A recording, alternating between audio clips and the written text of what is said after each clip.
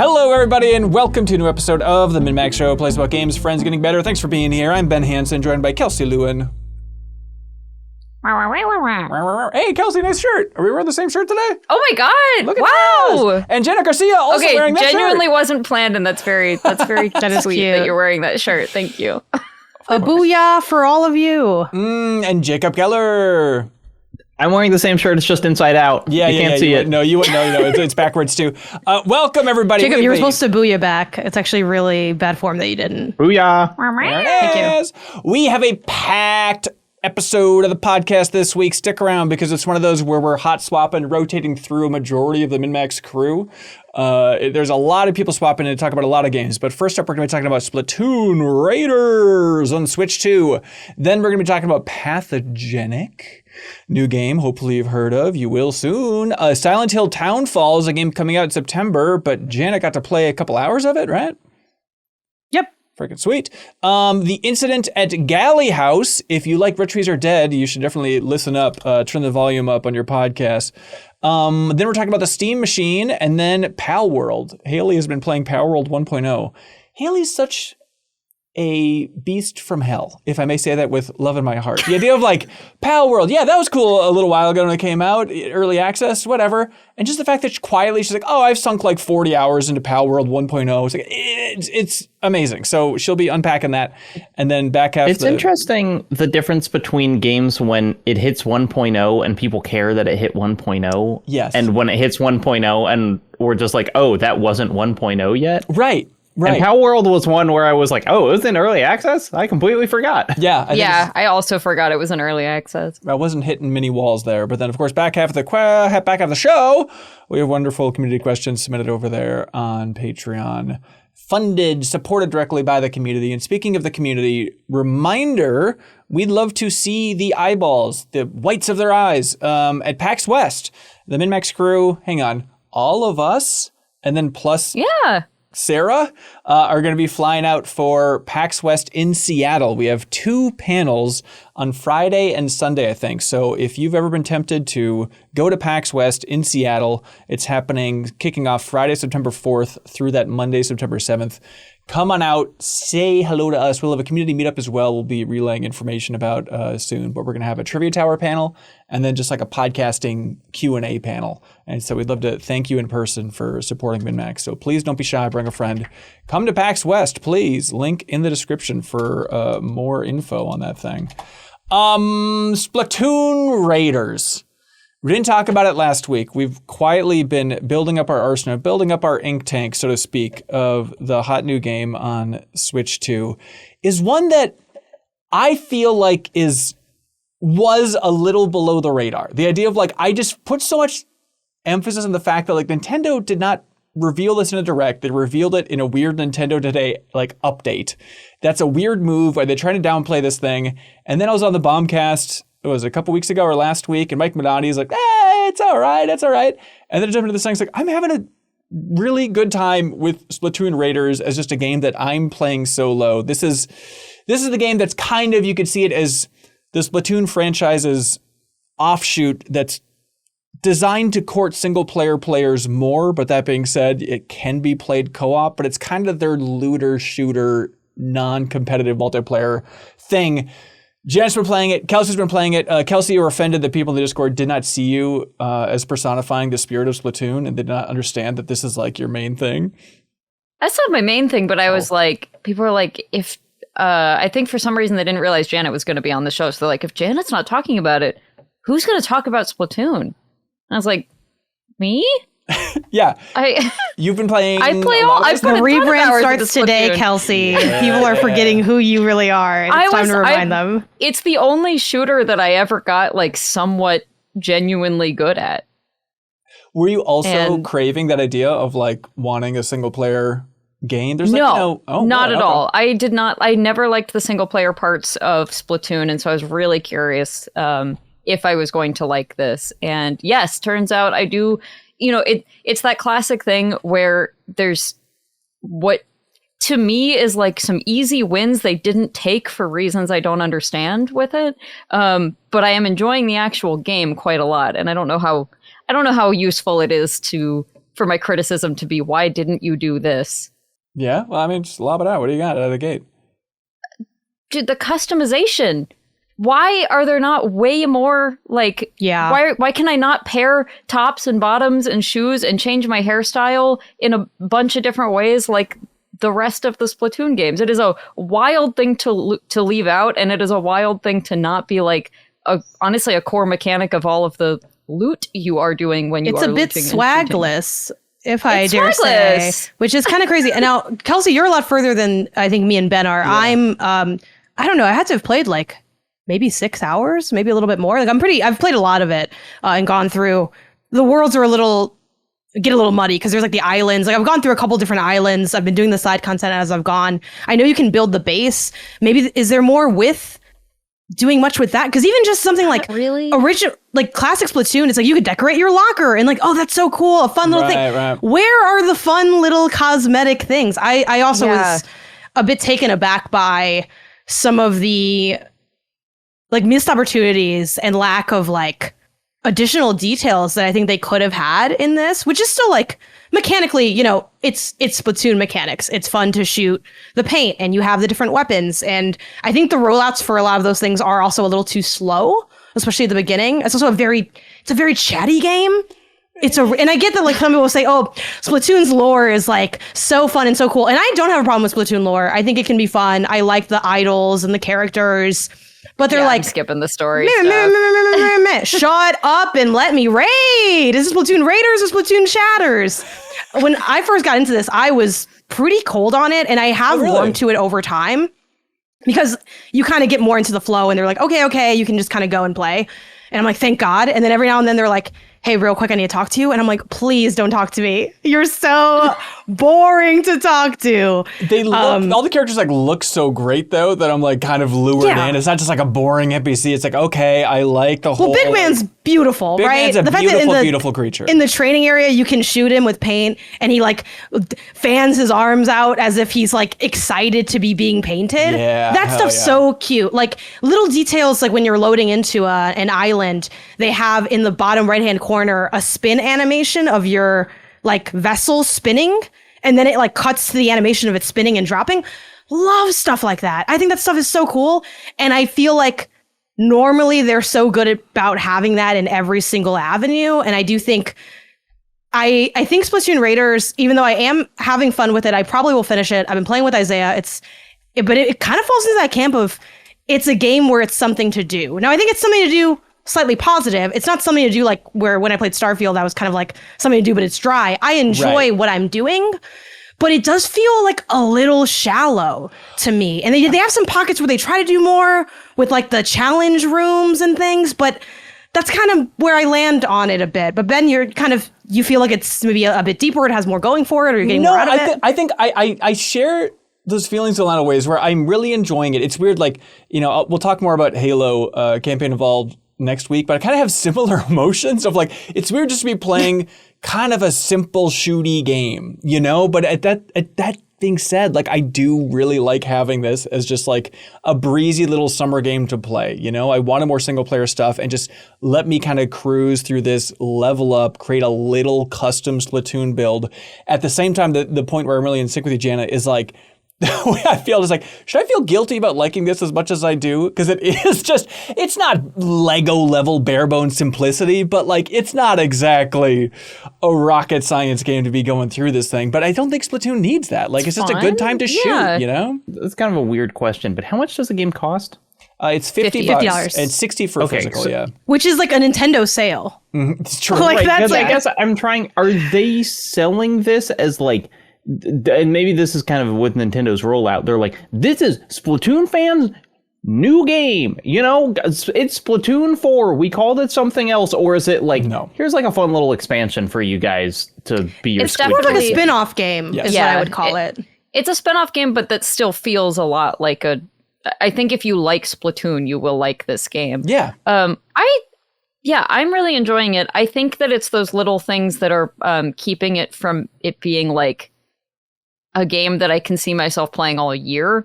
Like I think if I was constantly unlocking more customization and stuff, I'd be having an even better time with it. But that being said, I don't think it's that shallow, you have a lot of variance in the weapons, and you have a lot of like, as you're picking things up, there's different rarities of things. Sometimes you'll get a really rare weapon that comes with a like bonus attribute of some sort, and so you don't have to use one of these slots you are given to put that bonus attribute in. You have 3 different options of like, they call them your ink tanks, but it's basically just like, what sort of style are you playing? Are you playing to hit really hard? Are you playing to be more like nimble and fast? Or are you playing to sort of set up little traps and, just little pieces to kind of help you out during the fights and stuff? Obviously. I've going power actually. Nice. But I do like the trap tank as well. I saw on that tank front though, like real quick, Kelsey, like are you guys swapping up what tanks you are? Because I looked at some like starter guides and people are like, you should probably build up all of these things. You're gonna get stuck. So I've unlocked the max level of the power tank, and to do that you have to get the like speed tank to level 2. And then you get a very cool like combo tank kind of thing. So then once you've done that, you can actually take in, so there's like, they call them gadgets, but they're just special attacks, basically. These special attacks that you can attach to each different type of tank. They'll have different ones for each type of tank. But once you've leveled up your tank to the max, you can actually use, so I can use blue ones. I can use speed, like specials on my power tank now that I've leveled it up all the way. So, a little bit of that sort of like, when you get a job in Bravely Default or whatever, and you're like, oh, and I can take this from this job over here. And I think it's good. I think it's like the right level of depth for something like this. Right. You can definitely, you have, on top of each of those specials, you have slots that you can fill up with modifiers to those specials. You can make them more powerful. I have one that like has a 60% chance to freeze enemies, like just fun. Nice. Yeah, fun stuff that I think really does make the game kind of fresh and interesting, and you can swap things around and try different configurations of specials and weapons and play styles. And so I think it's the right amount of depth, honestly. I think my beef is like the level design in like the core islands. I really like the ones, I forget if there's a name for it, but when you're drilling down, I think that's when the game's at its best. Like, which funnily enough, when they have that drill thing, I'm like, did they take this from the Donkey Kong Bonanza team? Like, that's like the same kind going of... through the sub-levels, I'm like, this is as Bonanza I said, why? I literally shouted, why is this Donkey Kong Bonanza? But like, genuine, the sub-level stuff, and sometimes I think that might also sometimes appear as the like challenge area. They have the kind of these challenge areas where they give you your secondary weapon or your special gadget, and they have you do like a challenge room of like one where you can jump. Okay, you have like this jumping platform challenge, and when you do a co-op, they have a nice thing where you can like zip to the person if they're ahead, and it's kind of like a fun little thing. I kind of wish there was more from that, but like I like that at least it's different. It's giving me variety. I think one of my beefs is that and maybe this is just me not reading into like what enemy types are where, or I'm not like picking up what I need to be picking up. But I feel like every island is kind of the same. Like as I play the game, it feels more the same, but there's like more going on. It can get more chaotic with like the stuff that you have, and you can feel more powerful. And it does feel good to eventually like be able to take on a challenge that you couldn't take on. Where you're like, damn, we're just not getting, it's a time challenge and we just can't clear it in time. I'm running into the wall just playing solo of like the power egg levels where you're racing against time, and it's like I'm shooting them all. You don't have to play solo, Ben. I know. It is a substantially easier game with even one other person. Right. Like the solo experience is challenging, not in a way. For me, it's been challenging in a way where it's like it's not so much that I am dying a lot or like getting defeated. It's the time attack. It sucks. It's a brick wall again and again. And then the answer is like, oh, just go grind previous levels and get your level up. It's like, I guess, but it's really not necessarily that though, because that's where you need to start playing with your attachments and your specials. And like, if you're stuck on a level that has a lot of flying enemies, you got to add that little chip that's like does 50% more damage to flying enemies and the nicest stuff way like that. anyone has ever said "get good" to you. No, it's true. It is true. Like dive in you the just have weeds to a like little play bit with a little more like skill and thought, and then you can get past it. Embrace For the flying systems enemies, a bit. also jumping off of the little guy you have. Yes, To get the yes. air has been Yeah. really nice. But yeah, I am playing with like one other person, which maybe does. I don't know. I don't think I need to.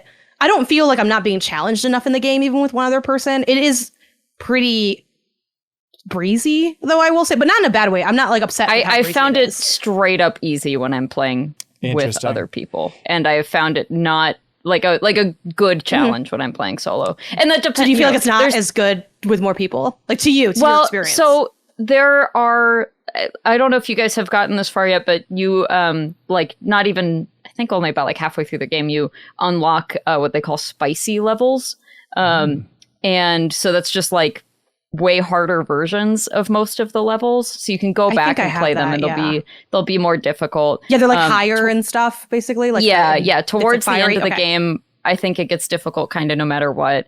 But I've done a lot of the just sort of online, like request help kind of things. And that can be very hit or miss, but it can quickly turn into a disgustingly easy game if you just get matched with someone who's like level 50 and Right.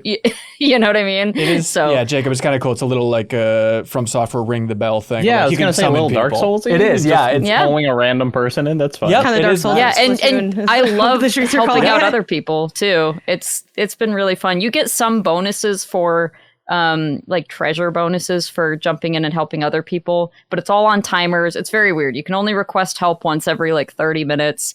You can That's only crazy. get a bonus. I can't every spam so it, Janet. often. Come on. I mean, I that just feel that like- is more punishing than any From Software thing. to be something like, else you that I- just asked for a friend and you can't do it again. This is very nitpicky, but it does kind of put a damper on an element of the experience. So you can, the matchmaking is pretty simple to do. Like you can just, friend up. It flows very nicely. But the thing that I was a little bummed by is it's not as easy to like join other people in a way because they need to have their room set to like open and you need to manually set. Like when you come back to the hub Yeah. after doing a raid, your room is not automatically open. You'd have to manually open it. And then to go do a raid, you have to close the room. So like when I'm playing with Isaiah, like I would love to leave it open where it's like, hey, if one of my Switch friends wants to join us, they can just hit like join and then on the next raid they'll come in. That doesn't happen. And I really wish it did exist because I just think that would be a little bit more fun. Because like vice versa, like I'll see a friend playing 2 of 4, but it's always closed because like why would they have it open unless they were? So I feel like it's a little less bounce around your friend list friendly. Like I feel like I would need to say, hey, Ben, I'm playing. Let me know. I'll open the Right, room right. and then you'll come in a Yeah. little bit, which, light missed opportunity. Again, you can just squad up with friends, so it's not that deep. Yeah, I did play it a little bit alone at the start. Maybe I'll dip in alone and see if that kind of changes the flavor of things. Again, there's constructions that I do enjoy. They have a setup where it's sort of like as much as you want. They like you're gaining the eggs, but you can gain and the shells and like the whatever currency, but you can gain more if you want, but you can leave early if you wanted. I think that's really fun because then you have that pressure of the, ooh, do we keep playing? But then, you only have so many lives. Like there's some fun elements there, but I wish there was just a little more, and maybe this is coming because again, I'm not done with it. I want a little bit more intrigue in the areas I'm in. I don't feel like there's a Sure. distinct space that I can recall. There's some really fun enemy designs, which is cool. But that's kind of where I feel like more so than the complexity of the systems. Because I think you're right, Kelsey. There's some fun, what is the word? Synergies between the things you have going on and things to get excited about gadget wise. But I do feel like I'm kind of doing the same thing over and over again. Yes. But it's also the nature of the genre. So it's a bit mixed. I think it's good. But then I kind of have that drop off of the. Yes. I think if you see it and you want to do it, you want something that you can just kind of run through. You're gonna have a good with time. someone or alone. It gives you that. Yes. But it doesn't bang as hard as I thought it might, given how hot people were after the reviews. Like this thing's getting like 9s. I'm like, is this like hot fire? I think it's fine. Different degrees of enjoyable. It didn't blow me away the way that it impacted others, which is kind of a surprise for me. I'm curious, like, is it kind of filling like a Helldiver slot for you, Kelsey? Is it kind of scratching that same itch? Obviously, it's different flavor, but Yeah, it's a little different because Helldivers I was playing explicitly like with friends. yeah. And this I think this is really fun to play solo in a way that I didn't really find Helldivers to be a like nearly as good of a solo experience as it is with friends. But I mean, yeah, I think it's kind of occupying that same sort of like, I just want to get in and wreck some stuff. Although, again, not useful criticism to say like, well, I wish it was a different game, but it's making me realize I'm like, man, a Splatoonified Monster Hunter type thing where like the whole thing is just you take on giant Splatoon monsters with your friends, platforming around them and stuff. That would hit. That would be so good. Yeah, I think so. That's the I hope they keep building on this because I really do like this format, and I think that they. If Splatoon hadn't been so darn stylish and good at the customization, I might not even think about it. But because it's had so much like good customization and cool, stylish stuff in previous games, I'm just like, where is that? Apparently, so I'm literally on the final boss. Apparently, when you beat the final boss, you unlock 2 additional hairstyles. 2. I'm just like, what are we doing? I know. Yeah, and it's weird because they have an element of that special Splatoon sauce in stuff like when you go to make the gadgets, and it's all very like handmade looking and like plastic bottles stuck to the gun. They still have all of that heart in there. So I just wish they did a little bit more with like some of the the options they have with it, like being a base, where I just kind of had that expectation of having a little bit more to go for. Not that upgrades aren't exciting also, but I kind of want to just decorate. I'm with you. I mean, we are on a desert island. The whole thing is you're stranded in the middle of nowhere. No, so you have like you want this to be a but they have an arcade. They're making an arcade. That's what they can only make so many things. I mean, the point I was going to make is like, I don't care. Like, it doesn't have to make sense. There's squid people. Like, it doesn't matter. Like, oh, well, logically they wouldn't be able to make really good weapons and really good clothes because they're stranded. Who cares? You fight with a bucket. Look at the cool clothes. You're fighting with a bucket, and the bucket's They great. call them the No bucket one's boys. bashing the bucket. Speaking of that setting, secret best thing I've seen all year is the animation of that crane whipping you to the levels. Every time that happens, I'm like, you could not animate a crane better than this right now. Like the wind up and the toss, it's like impeccable animation from Nintendo. Truly the best in the biz. But it made me really appreciate Splatoon as a franchise. I'm just like, it's just the base splat sound effect is so freaking satisfying. And then I was thinking too about, first Splatoon 2015. I don't think it's close considering like new IP from the big 3 within the last decade. Has anything been supported nearly as well as Splatoon? It's like Astrobot kind of sort of sneaking in. They kind of get, 1.5 game out the door in that time. It's like Splatoon is just like carrying so much weight for just like supporting the hell out of a new IP. And it's amazing. Wow, the world of GTA has not known a world with Splatoon in it. What, I think that's parody beautiful. title are they going to give Splatoon in GTA 6? We can only imagine. Splatoon is so good. And this did kind of make me want to go back and just play regular ass Splatoon, which I'm hoping I can maybe get Isaiah into because he's playing this with me and liking it a good amount. And I'm like, what's really fun? Just like doing Turf War, right? Like and I am glad to see Splatoon has continued and it wasn't forgotten, especially with it being birthed on the cursed Wii U. Mm-hmm. But I think my light recoil to the support of the franchise is just that I so badly wish Nintendo was better about live servicing this live service game. Because they do kind of like the final Splatfest, and it's like I guess the party's closing, and I just wish they did a little more with how they treat it. That they've had 4 games is because they're not live servicing it. Like, is that kind of the? But there's a big gap between when they sunset and when they come up with a new one. Is kind of the thing, though. Yeah, but maybe it's because people don't have to keep working on the game forever. I'm thinking about like why don't we get more games? That's like, well, if you have to keep working on the last one for your whole life, then you don't have any time to make the new thing. Jacob, do you remember the really cool thing about Splatoon 2? It had like the final Splatfest, and it was called Chaos versus Order. And it was like, all right, whichever team wins, and then Chaos won. So then the entire theme of Splatoon 3 was like post-apocalyptic world.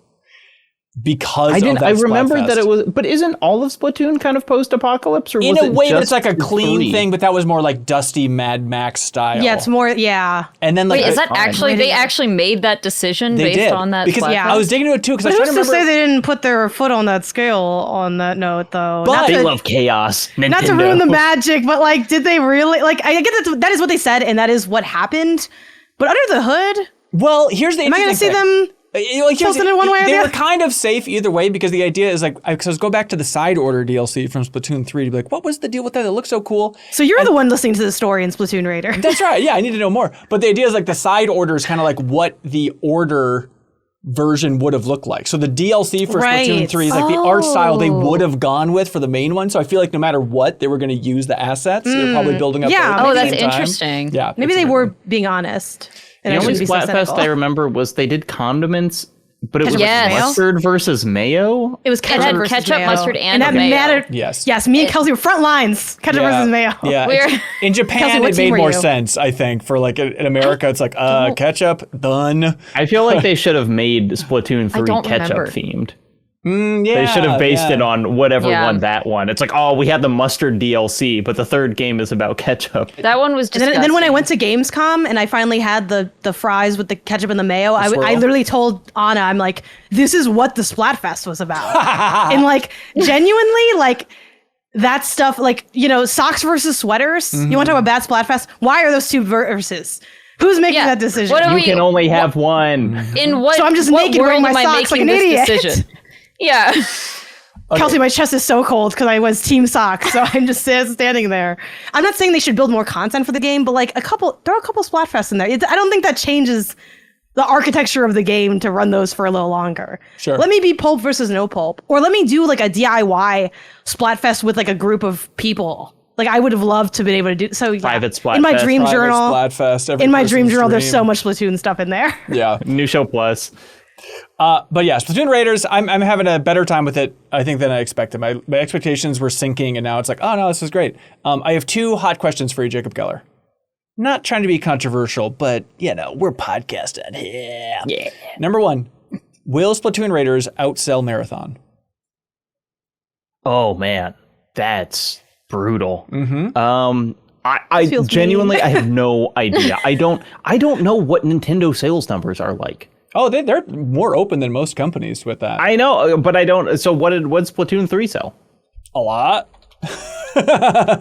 My guess is no, just because it doesn't feel like they care about Splatoon Raiders that much. Well, here's a hint. Splatoon 3 sold 12 million copies as of 2024.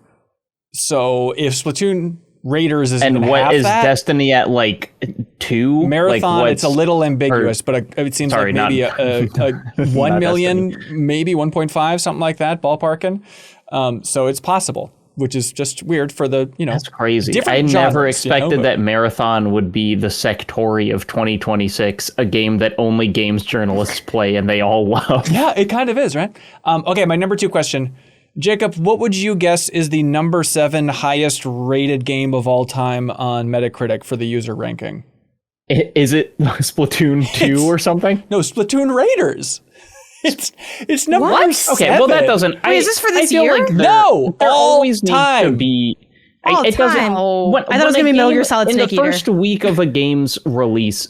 I kind of think that user ratings never mean anything, but like especially not when something comes out. It's like, oh, Last of Us 2, I guess it's the worst game of all time because if you look at the Metacritic in the first week, it's like a 1.6. I hear that, but that being said, I mean, I don't think most things at the level of the Splatoon Raiders are cracking the top 10 of all time on Metacritic. But is it user ranking. based on total user submissions or is it just the average? It's gotta be because average. having fewer would actually be a benefit. You're right, It seems you're like right. only the real heads are giving this a 10 out of 10 and maybe everyone else isn't buying it at all. Yeah, but just for the realm we're talking about here, Janet, you're right. Metal Gear Solid 3 is number 5 on this list, so it's in that arena. I just knew it was in Yep. there.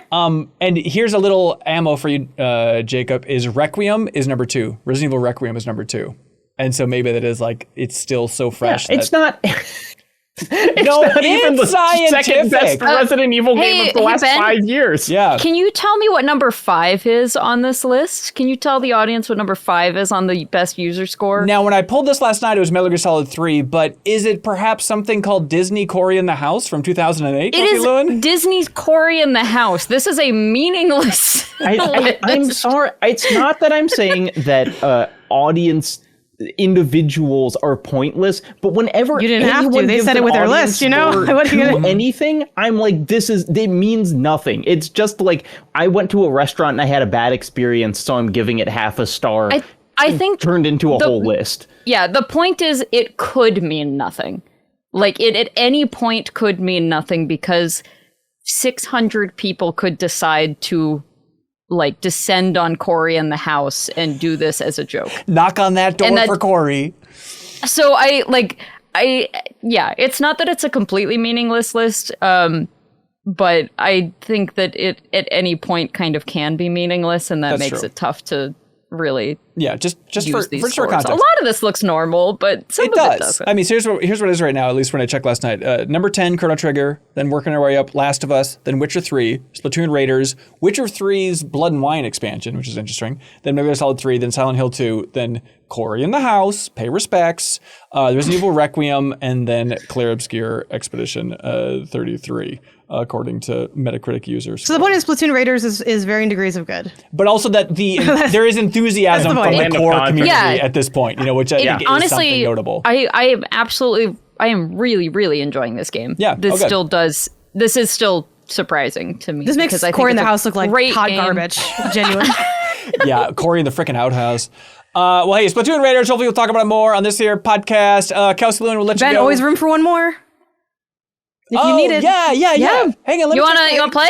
No, this shtick can no longer hold because perhaps it's not a stick. I'm on. You can see when I'm online. I'm just saying. I want to play. Are you still playing? I'm just saying. Perhaps we're playing a game together as a big group, and there might be a video about it next week here at MinnMax. You don't get to play one multiplayer game with us and then be like, I'm always around. I'm just like you said. Look. You said, I'm playing alone. I might need help. I'm like, oh well, I have an open slot, and you're like, yeah. Look, Janet, if you'd rather die alone than live with me and Isaiah, you don't need me, girl. You're thriving on your own. I mean, you're welcome to spot up with us. I know, but it'd be fun. I just like you. Yeah, hit me up. I'm on. When you see me, I'm online. Great, I like you too. I'll meet you there. All right, Kelsey's got a lot going on. Kelsey, including the announcement of a new Pink Gorilla store. Yeah, we're opening a store in Tempe, Arizona, it's basically Phoenix. We're opening a store in Tempe, Arizona sometime this fall. Got to get through PAX first, but we are working on construction right now, and hopefully it will have more information soon. So check us out if you are in the Arizona area. Awesome, sweet. All right, thanks for being here, Kelsey. See you soon. Bye. Bye. Here it is. Don't call it an upgrade, folks. Side grade. Jeff Markiafava joining the show. Side grades. Woo! Welcome, sir. How you doing? Great. You are ready to talk about some games. Yeah, you got a full bit of games and stuff here, man. You got a lot going on your plate. So I was curious then when it started bubbling up in the Slack of like, Pathogenic seems like it's up a lot of our alleys. This seems pretty sweet. A roguelike twin stick arcadey style thing that's hitting a lot of our Venn diagrams. And then Mr. Roguelike Jeffem, was it tickling you? It was, yes. I was a little hesitant to jump in just because there's just so many roguelikes now. And honestly, like say that? The cell this one doesn't have cards. Yeah, I see. So it's dead to me. The kind of cellular theming of it didn't immediately grab me, but then Jacob said it's great, and that's all I need is just one person to vouch for any kind of roguelike, and I'm on board. And I'm happy I was, because I played, a couple hours last night, and it's definitely doing some really cool things, and I ended up absolutely adoring the theme of it, as totally insane as it is. And it looks amazing too. Like it really, if you just see a couple seconds of a trailer or whatever and think like, I don't want to be an amoeba or whatever, like, give it a chance, because it is a visual feast for the eyes when you're actually in and running around and I'm glad trying to avoid stuff. Yeah, I'm glad you got that take, because I feel like I was the exact opposite. We're like, rogue genre, I like some. I'm not exactly a snood about it. At the same time, I was like, all right, twin stick shooters, I like those. And then I was like, wait, in the human body, and you're like swapping out different parts of the cell? That made me so in, because like, I like Spore, but then also I love Evo Search for Eden on Super Nintendo. If you remember that old game where you start as like a cell and you're slowly upgrading, kind of this action RPG style thing. And you love Osmosis Jones. I can't get enough. He's one of my best buddies, Osmosis Jones. So I was in for Pathogenic in the world set up here. And Jacob, you're still falling in love with this thing, or where are you at?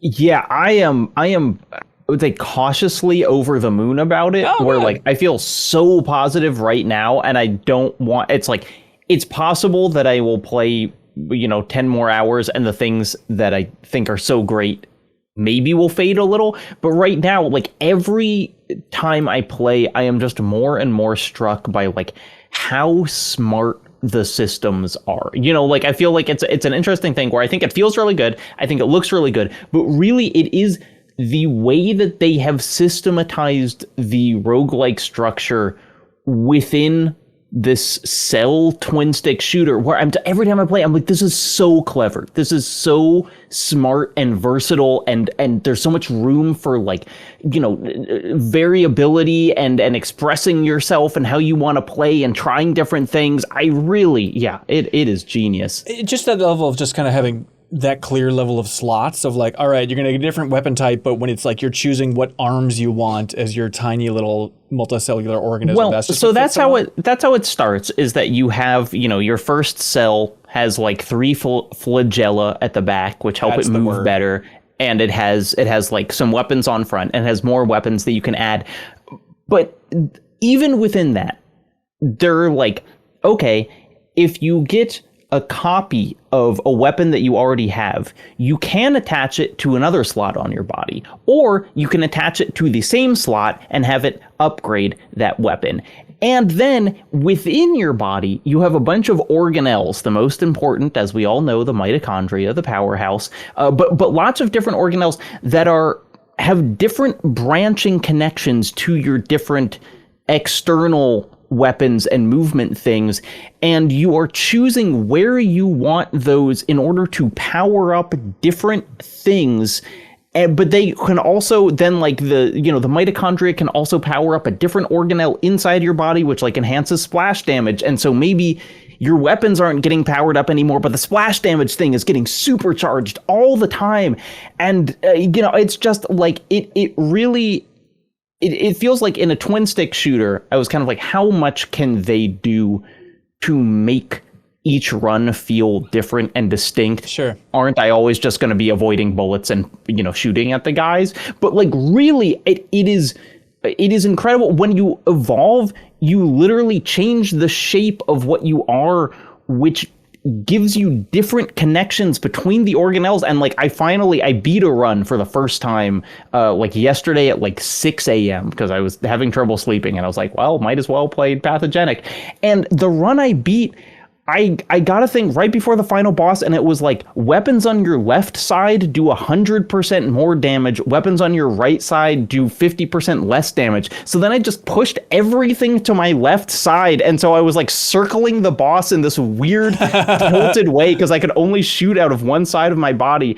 It is just, there's so much room to think about what you're doing within this very twitchy, reflex-based game in a way that is just like meshing the different things I love about roguelikes. The organelle routing is like the secret sauce, and figuring out like this buff is going to buff these weapons, but also this other buff, which is also buffing those weapons, and like figuring out how to put those in. I had one run where it was like, I got to the point where you upgrade and you can change your cell, and one of them had like 3 more, or like 4 more weapon slots on the outside, but it screwed up the inner working. So I chose just not to evolve at all, because it was like, I have one thing in the center that's buffing all of my guns, and then I had 2 on both sides that were buffing, the left and the right, which basically meant everything was getting buffed a second time, and it was just destroying everything, even though it was a smaller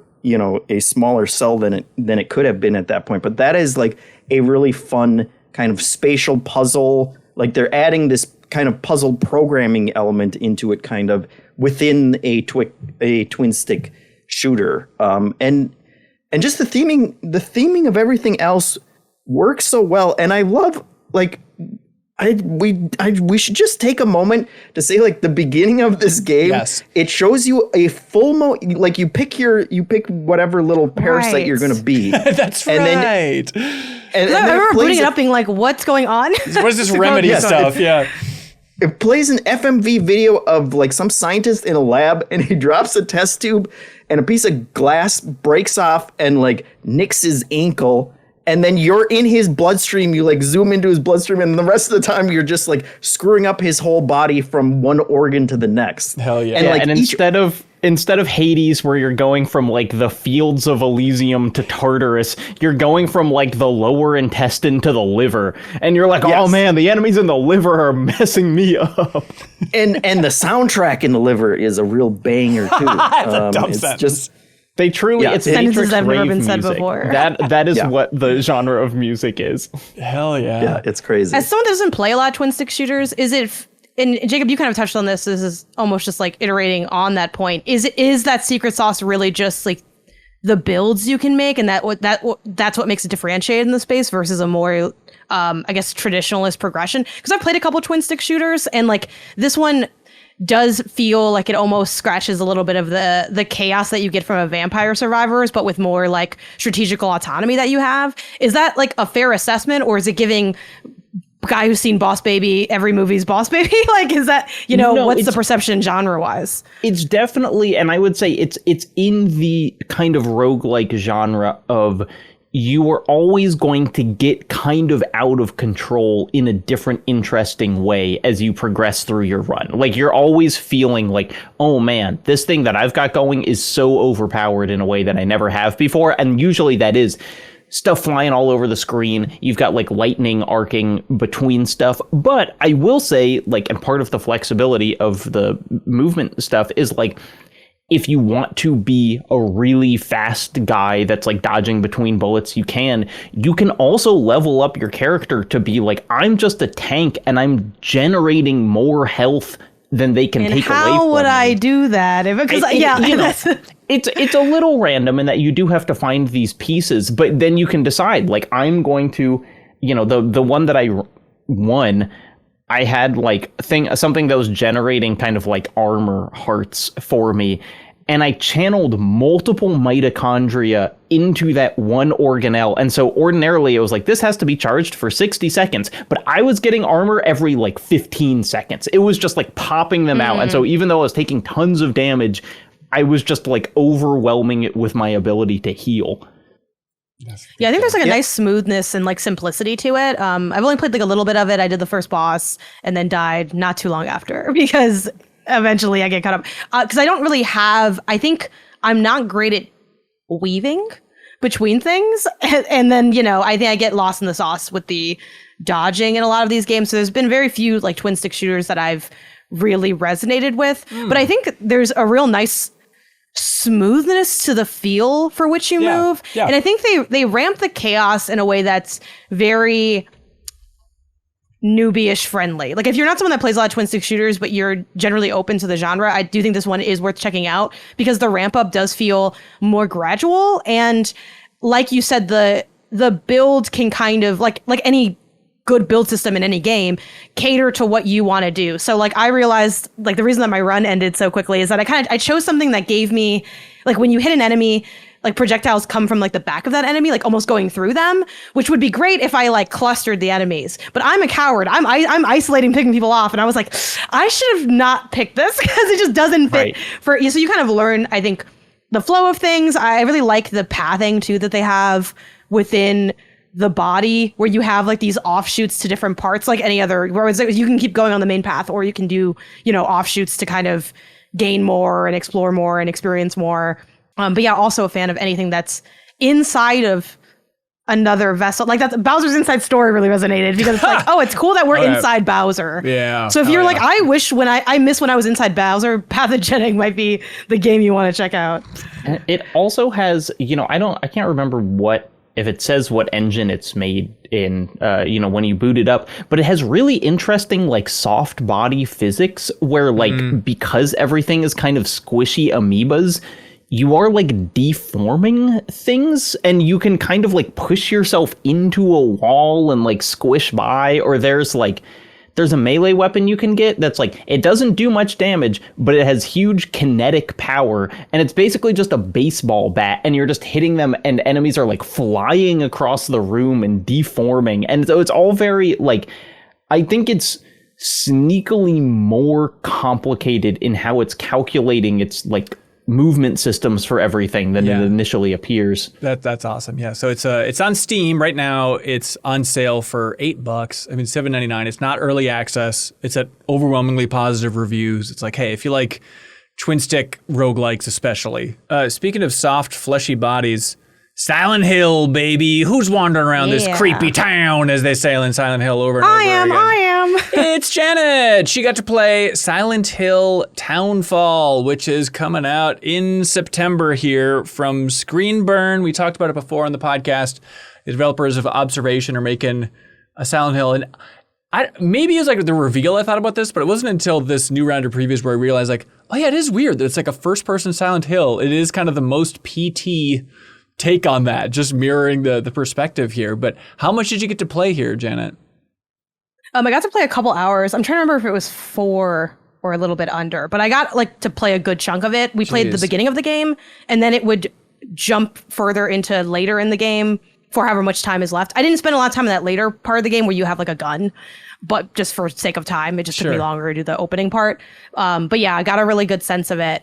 I loved it. Really? I loved my time with this. Yes. And like, I hate being too congratulatory off a preview because there's always that fear of like, did I play the best part of the game and it's all down here, And if that happens, I'm willing to take that L because I stand by that first bit of the game. I feel like, so I'm new to Silent Hill. I've never really played a Silent Hill game in its entirety. I dabbled a little bit in Silent Hill Remake, enjoyed it, but just kind of didn't continue. Nothing against it. I just didn't pursue it.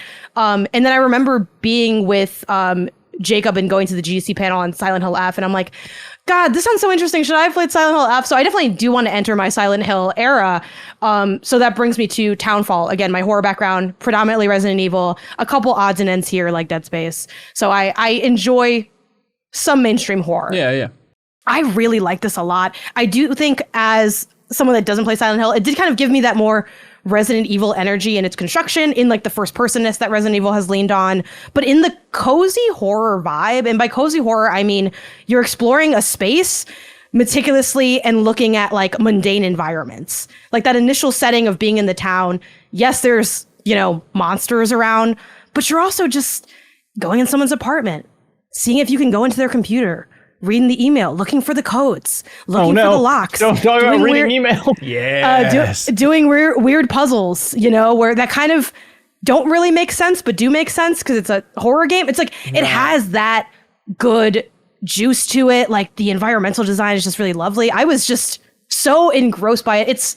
It's rare that I come off of a preview kind of thirsting for a game. There's so many games we have to play, right? But I'm like, I want to play this the second I get the code for it because I thought it was really compelling. That's awesome. Yeah, it's interesting. I was looking at like Giant Bomb's preview and other people's previews. Like, it seems like it's more kind of open than previous Silent Hills, and it is a lot more about slowly investigating the town, and specifically it's having the CRT. Is that what they call it? The little monitor. Mm-hmm. Like, that is wild how important that is, apparently. It feels like that indie game Screenbound or something. Because like so much of the game is like looking at that monitor apparently, and the way it kind of guides you for where you should go is it like flashes like hints of the puzzles you should be doing on the second screen? It's sort of. So I wouldn't say it's hints of the puzzles you should be doing. It's so you have this, and it gets introduced fairly early in the game, but it looks like a little radio, but it's called like a CRTV. And there's two big use cases. One is detecting a signal that will guide you more to where you go next. So I can understand why someone would interpret that as it's telling you what puzzle to do next, but it's more of like a low-key waypointing system, which this is part of, I think, what the beauty of this game is. You know, obviously on its face you say, I don't know, I'm exploring stuff and I'm fighting guys, whatever, regular horror game. The details are really firing on this, where it's so smart to have, like, on the screen, you'll see, like, you know, a street, a woman, a door. It's kind of playing these this video feed, and then you're exactly. And then you're kind of giving guide, like, okay, well, I need to find, where is this street at? Okay, it's here. And then you're slowly being guided, as opposed to like a more traditional waypointing system. Okay. Just a little bit more engaging. And then the other element is enemy viewability. So in a lot of games, you know, you have the classic, I can somehow see through the walls because, I don't know, it's a video game and we needed it to make it so that you could play it without dying all the time. Instead, they have like the CRT of like, you can use it to catch like the silhouette of the enemy and then kind of lock into it, that as a station, and then you can kind of see which, and each enemy has its own like almost channel, so you're like, oh, this one's the one that's near me and it's like the closer one, and then you can kind of use that to like see through objects and get a sense of where, so you're like creatures flipping are between channels. Say you're like walking up to a closed door, you can see an enemy on the other side if you look through your little CRT, but then you need to like shift channels to see if there's more than that one enemy type in there. You're kind of almost catching the enemies first. So like if there's an enemy behind a car and I'm behind like the same car, you know, you can kind of hear I think the radio does sometimes like make a little noise that tells you like, hey, there's something going on. You bring out the CRTV and then you sort of are physically moving it around, and then you catch like the silhouette of the enemy, and then that's kind of like the station that enemy is. And it's like, okay, this is one enemy.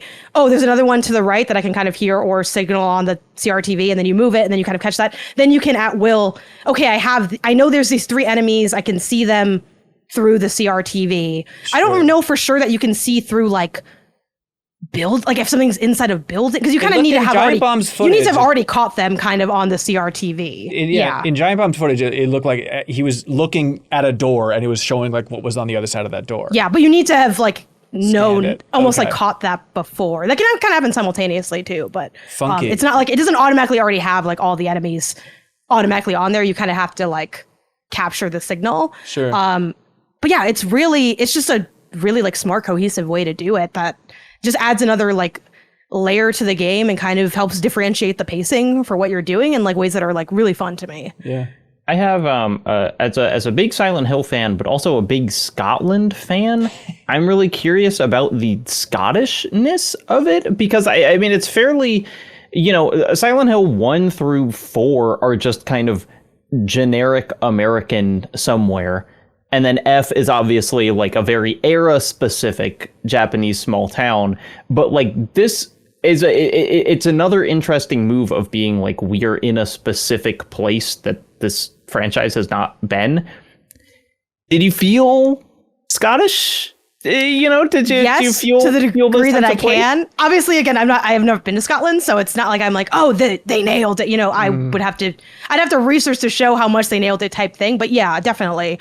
You know, during the initial offhands preview cycle, that was something I had mentioned too, of having the puzzle of the electricity key card, and that being like something that existed in Scotland during that time period. Right. But also the team going and like researching and like basing a lot of the environmental design off the design and scale of actual like towns and areas in Scotland, and even just stuff like how big the apartments or houses are, where they were talking like there was like a group interview like Q&A portion, and they were talking about how at certain points of development, like some people in the team were like, well, isn't this too small of like a space for someone to live? They're like, no, that's how like the houses and apartments are designed. Like this is how the rooms would be kind of laid out. And they really, I think, nailed the sense of scale of space, how like extremely wet the town is a big feature of Scotland. So like the dampness, the small houses, the specific sizing, the rust is like something they talked about as being like, you know, a focal point of this kind of like seaside, riverside, waterside town that they kind of base it on. Yeah, and I think the idea of like, you know, Screenburn being based out of there, it's like, all right, I'm not too worried about like the setting, you know. I thought it was interesting that apparently like the main character is American, and he kind of just shows up and he doesn't know what's going on. He's got like the blood thing sticking out of his arm, and that's like a part of the gameplay is like you heal by putting blood bags on your little hospital IV drip. And all Yeah, that crap. that's an element of the healing. It's funny because it's, again, that's another part where I'm like, the Resident Evil Cornus, again, they were probably being developed at the same time, but like RE Requiem was like, I'm gathering blood and I'm doing stuff with the blood. This has a little bit of that as well. So yeah, just like a lot of really cool systems at play. And like, I enjoyed the puzzles a lot. You know, a lot of them are like fairly simplistic. Again, it's not necessarily a puzzle game, but they also had some that were more challenging and creative than what you know, again, if you've been playing games for a number of years, you know the construction of a puzzle in a non-puzzle game.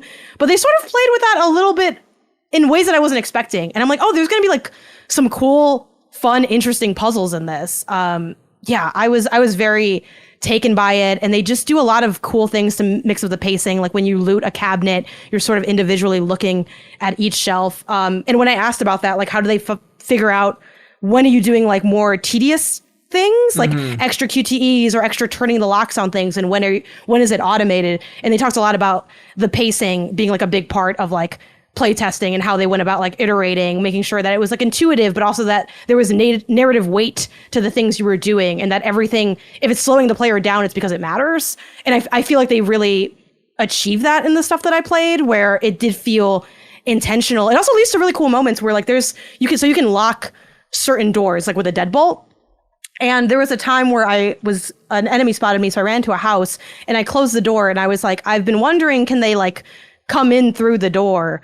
And yeah, because I didn't lock it. So they just sort of like immediately burst through, and then that was like one of the ways that I died. And I'm like, that's little stuff like that is so cool, because I'm always like, I don't know, role-playing wise, like I like to close doors in games because I just feel like, why are we leaving the door open? But them having that and having that be a lock and having it have consequences and being part of it, yeah, it just felt very engrossing. And at the risk of being overly complimentary, I kind of felt a lot of Remedy energy coming off this game, not gonna lie. I could see some good that. Fonts, some nice lighting work, some really cool sound design.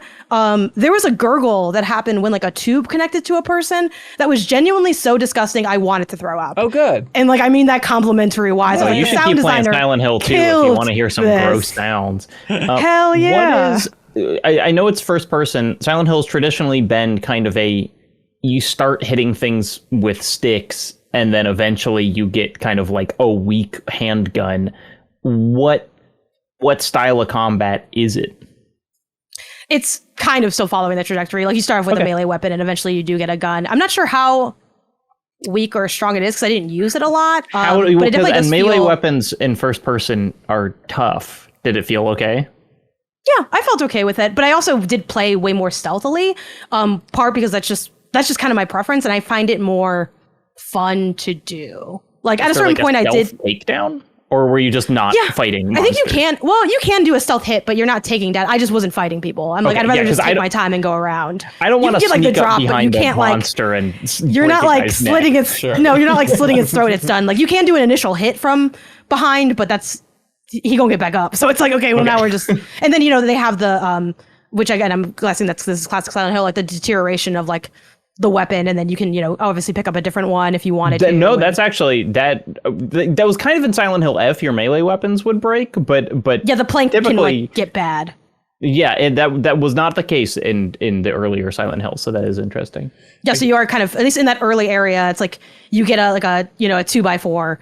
It's weighing down. Oh, I found a new 2x4 and then pick up the new one. So mine actually didn't break in my time because I just would swap it. But yeah, there is an element of deterioration. Yeah, and I guess it's like more stealth focused too. And it has like Giant Bomb was saying there's like some Alien Isolation developers that they were highlighting on the team as well. So interesting approach for a new Silent Hill. And God, I forgot that Annapurna was co-publishing this with Konami. Isn't it weird for like one of Konami's big IPs for Annapurna to be like, yeah, we're going to co-publish this with you? I'd be curious about what that dynamic was. Yeah, it's weird to be, you know, in the good job Konami era, which is not one that I thought we would be, but like I like how they have been distributing this franchise. It seems like they're giving different studios the freedom to take a crack at it in like not super tightly controlled ways. No, totally. The same with like Castlevania. They have like, all right, Evil Empire, go ahead and make a couple of different Castlevania games, you know, with the Dead Cells and now the whole standalone thing. So yeah, they seem to be farming it out well. But Townfall, September, everybody. But what's that? A knock on our little spooky door? Oh, I heard correctly. Kyle Hillier joining the show. Hello, I've clapped. Haley McLean joined the show. Howdy, hooty. Howdy. Thanks for being here.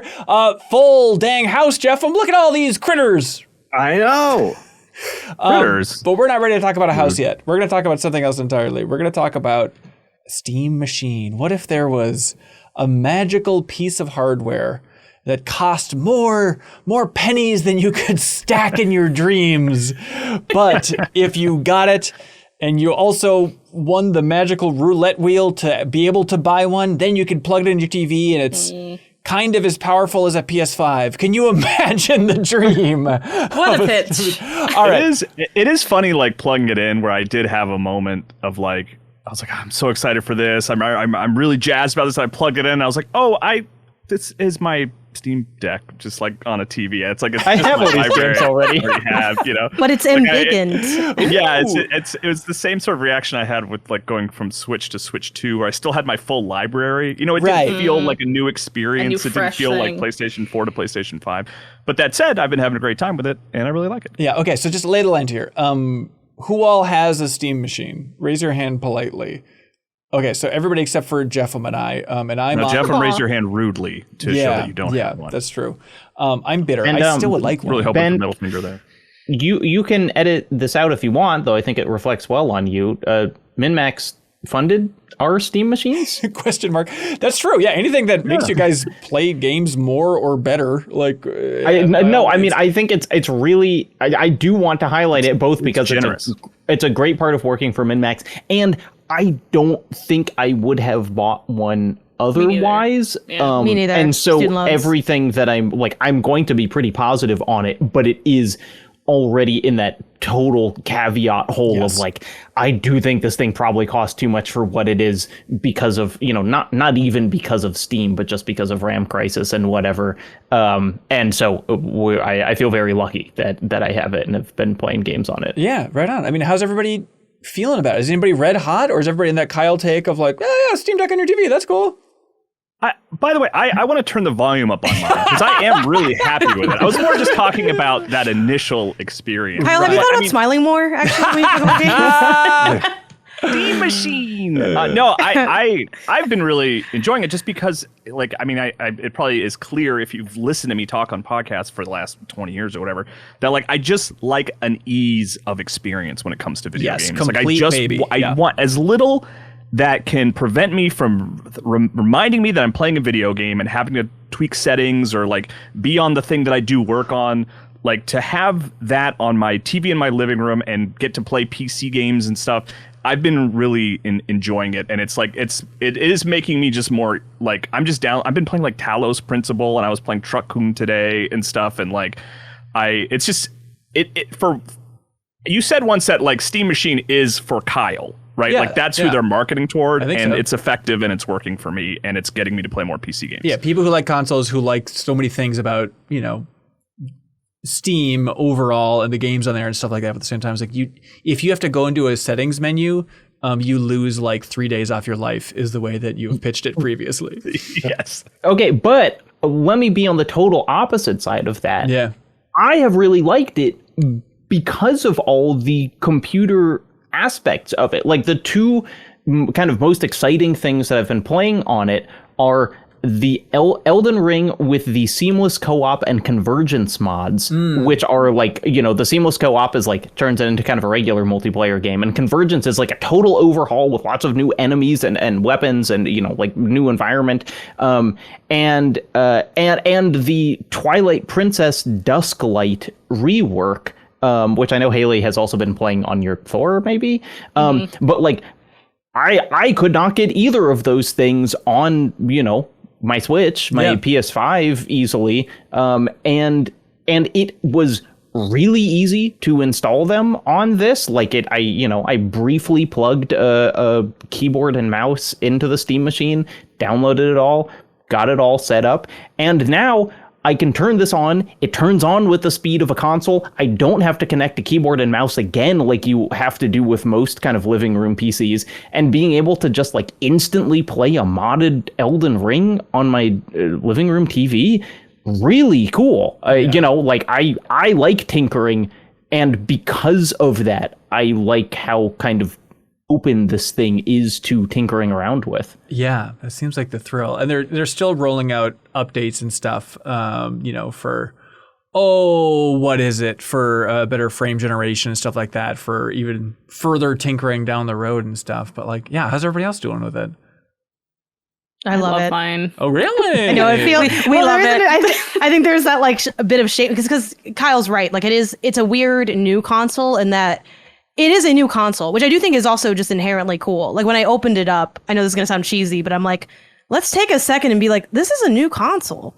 We're not gonna get that many more of those, I don't think. And yes, this isn't like new in the way the PS6 will be, or you know, like where there's like the launch lineup and that conversation. But it's still exciting, and it does really. It's funny because the box it checks is kind of silly, but it's also something I've really wanted for a long time. I have never liked gaming at my PC. I don't like gaming at my desk. I only have a PC out of necessity. That's where a lot of indie games are, and I need it for the logistics of, you know, work and streaming and things. So like that's why I have a gaming PC.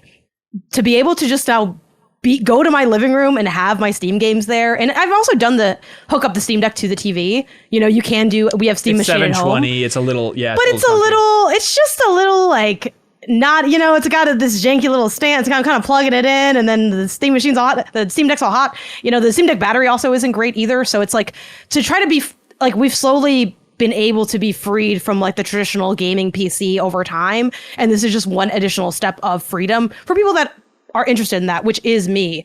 So being able to have that has been great. And then this is, again, hyper unique, but my current like life setup is I have my desk in my bedroom and my husband Isaiah's desk is in the living room.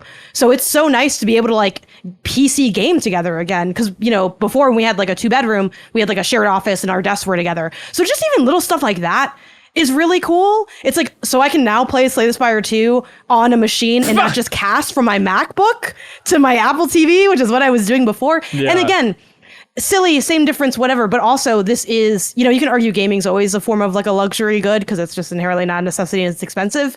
But this is like very spoiled level luxury kind of level. But I do really enjoy it. You know, I fear it is that $20 Air One smoothie that Hailey Bieber made.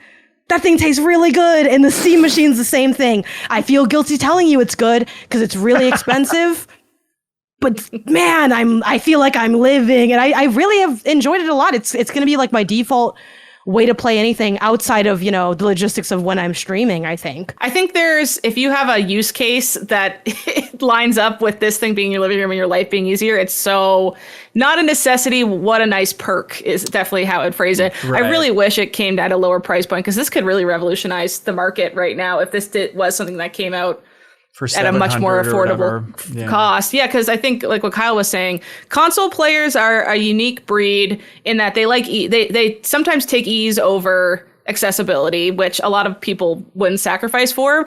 But to get both, to have just press a little button and it's sitting there and you sit down and it just turns on and all your games are there. Like, yeah, that's a simple thing. It's so huge for a lot of people though, for it to be that simple and that easy. And my use case with it is similar to Janet's. I have my office where I also do all my law work.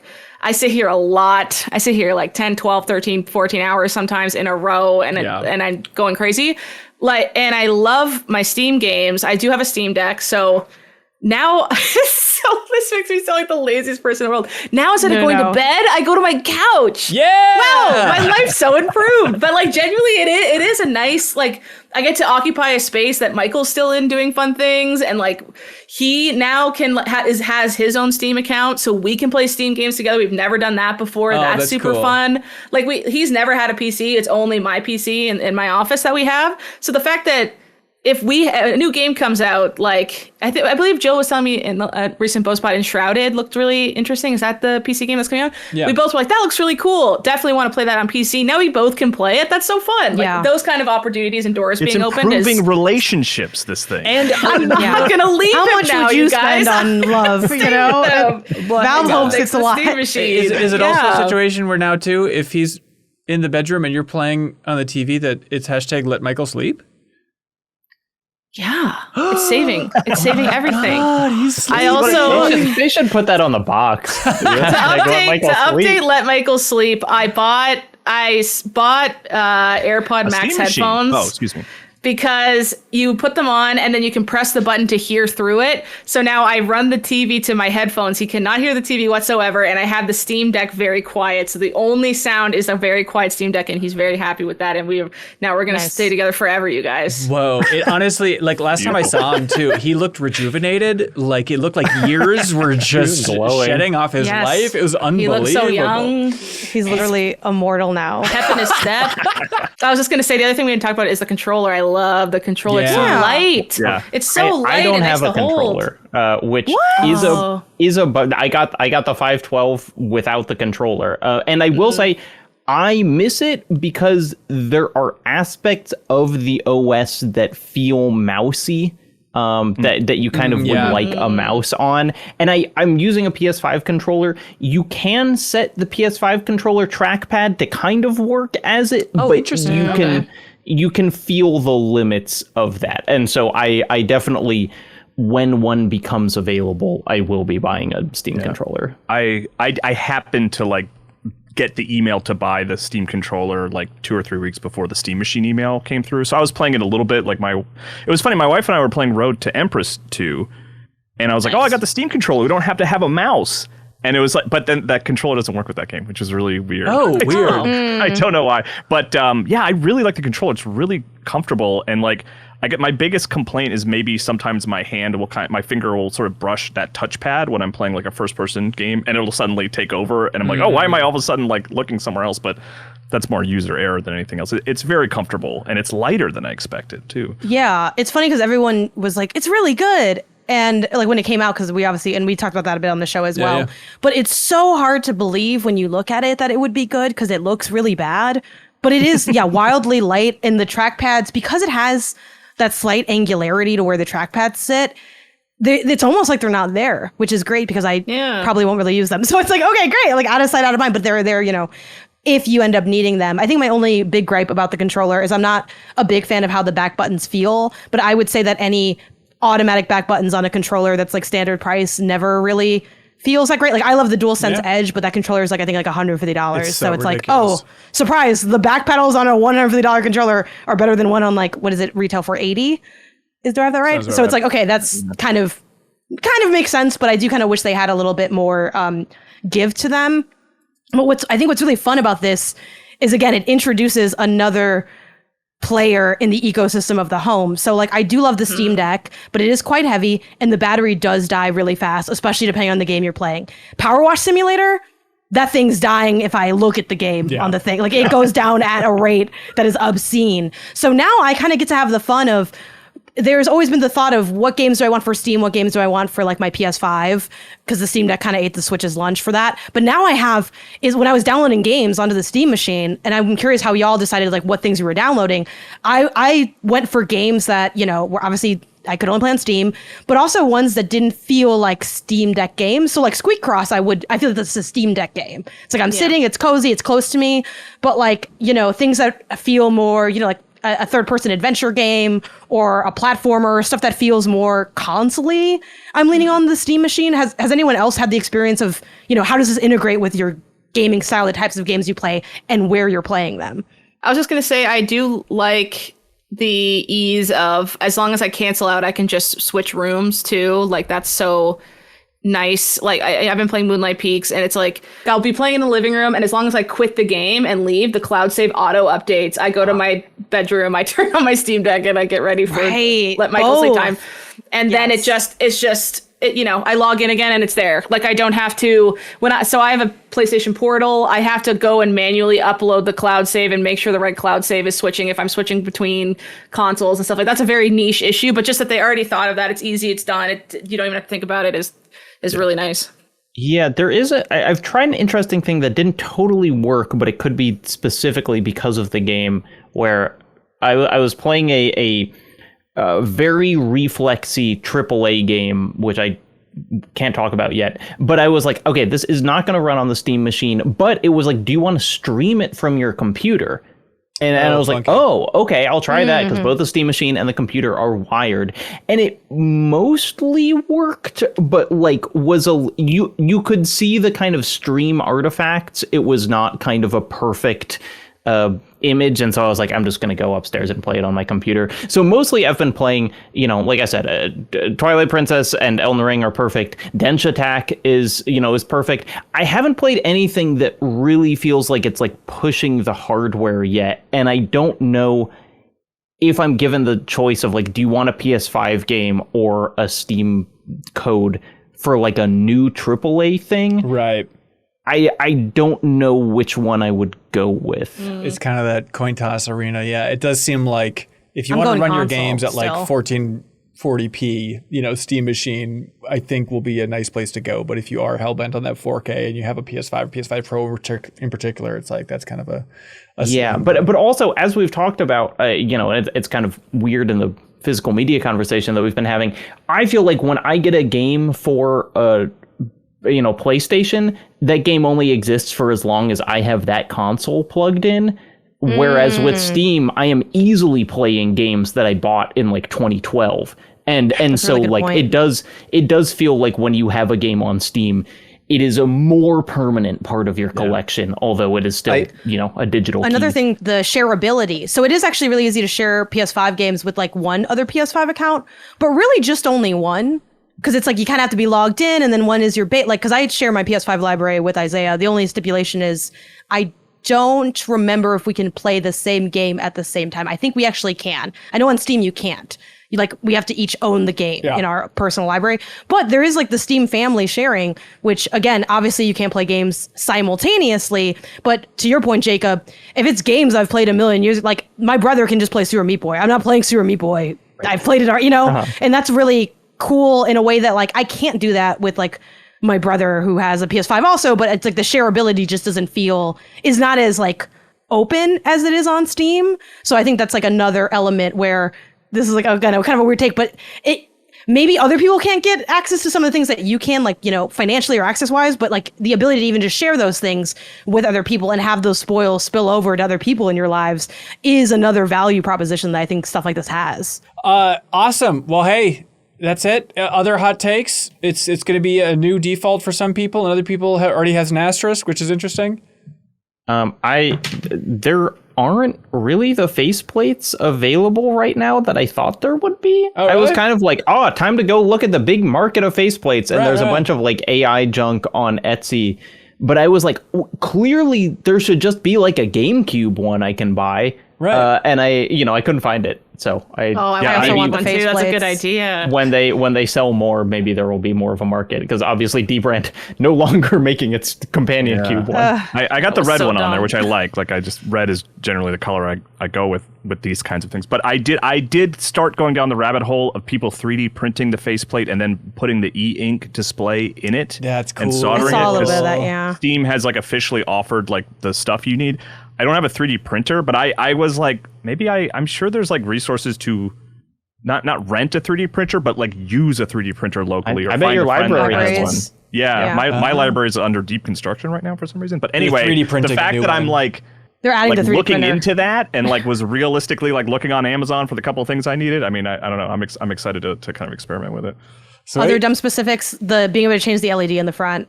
I like that. It sets it pink immediately. It's really but I also bright dialed when that down. start. It's when I turned it on, I said, if they don't let me turn this off, we're gonna have to put like a napkin in front of this or something. It's blindingly Literally, Annie was like, that bright. cannot be in the living room. No, it's like bright. it's all you can look at. It's like obscenely bright. Again, you can dial that down, which is great. And I like set it to like 10% or something. Like you pulled the meter all the way to the left, and then just yes, and turn it one click. Inch up, yeah.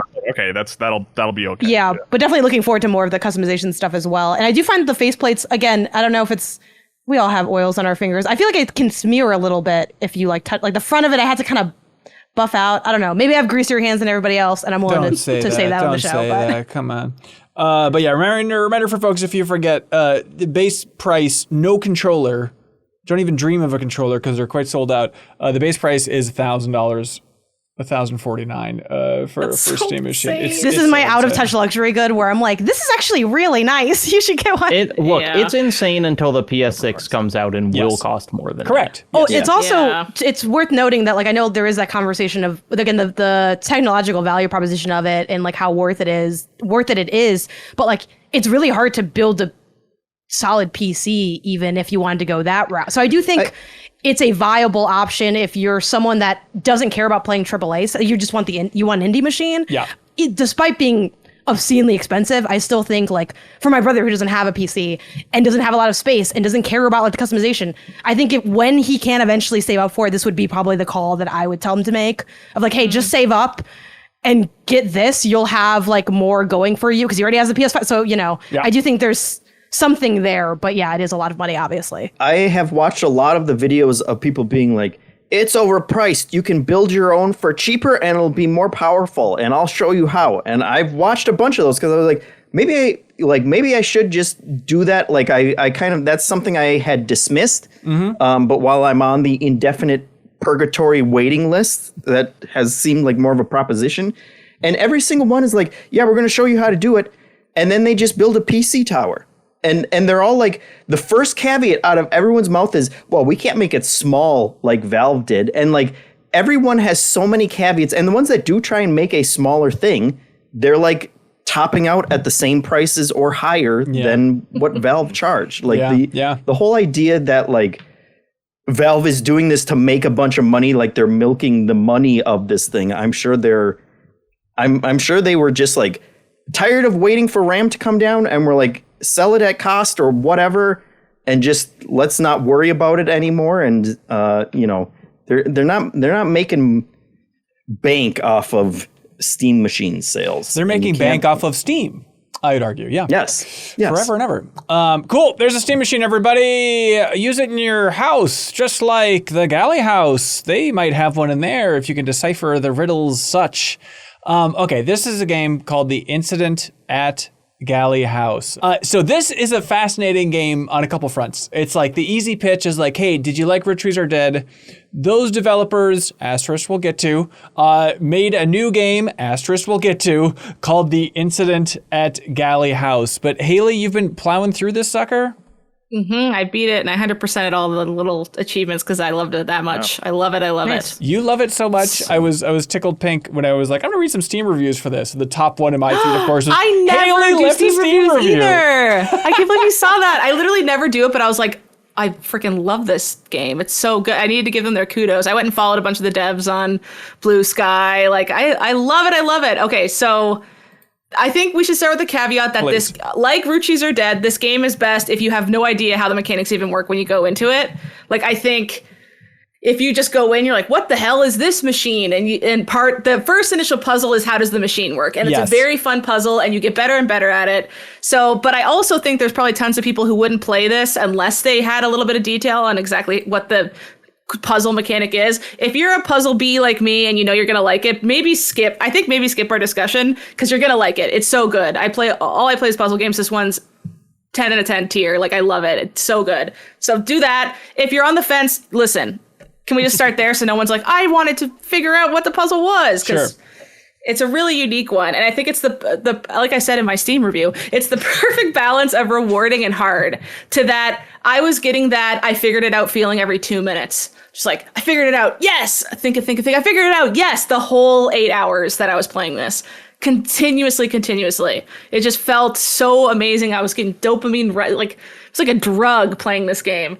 But essentially how it operates is you come to this house where there's been a bunch of mysterious deaths and you have this giant machine in front of you, and it's kind of like Clue. You're trying to figure out who was in what room at what time, and if you say the right combo, so if you say these two people were in the billiards room at this time and it's correct, it shows you a scene, and then from the scene you'll get context clues to figure out who is in other rooms at what time, how is this working, how is this happening.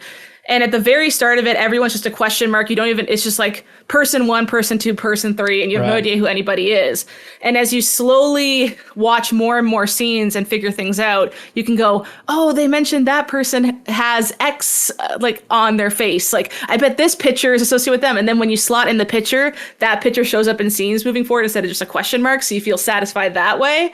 And the other thing that's great about this is you can also brute force it. Like, this puzzle is kind of ingenious because it rewards you for paying attention and remembering, what did they say about Martha? Like, was she, I think she might have been over on this side of the house at this time. And you could think about that. But eventually, if you get stuck, you can just be like, where's the butler at 7:00? This room? No, this room? No, this room. And just try everything. And eventually it'll show the scene where the butler is if you guess. So there was some times where I got a little bit stuck and I just brute forced it. I was like, I know these are the last 2 people left and I don't know what they were doing at 7:00. I'm going to try this guy in every room, this guy in every room, and both of them together in every room. And eventually I'll figure out where they were. So there's also that as a natural result of this puzzle in there too. And then there's this whole underlying like mystery happening. Obviously not going to spoil it, but it makes you feel insane. Like around halfway through the game, you're like, this doesn't make why is everyone talking like an idiot? What's going on? Everyone's so stupid. You're like, why are they stupid? And then the latter half, you're like, oh, and then you slowly figure out what the weird like mystery is that's behind this house. Like, you're reading a mystery novel. It's so fun. And they overtly say what it is, but at that point I'd already figured it out. I was like, I know, and I was like already figuring out how to figure out the next thing. I adored it. It was so fun. That's awesome. I played it in one sitting essentially. Jesus. Jeffem, is this like, do you like it more than Root Trees Are Dead, Jeffem? Like, where are you at in that direct comparison? I'm a couple hours into it, and I probably will. Wow. You know, by the time I'm done, I didn't know anything about it until you asked if people wanted to check it out, and you said that it was from the Root Trees, or like kind of a spiritual sequel. We'll talk about it. I didn't know anything about them, so I streamed it last week, and I was blown away. Not just like production values across the board are all 10 times better. Everything's voice acted, all of that stuff, but like that core puzzle. Because the entire Root Trees, you were looking at a family tree. Mm-hmm. And like all the research you were doing was kind of on your 90s style computer. You were doing like fake web searches and looking at, like a book library and things like that. And so like that was a fun type of puzzle to do that I had never done. And it, and like they masterfully kind of laid out the progression of it and everything. And what I wasn't expecting going into this, besides the much better production values, but like they came up with just a whole new kind of weird puzzle, with that serves as like the structure of it, because like trying to figure out who is together in which rooms at what time, like you have to figure all those things out in order for it to click in. And then you get the next piece. And like they do a ton that just opens so many more avenues of like interesting ways to drip feed you ideas that you can then put together. And like that was the part that I wasn't expecting.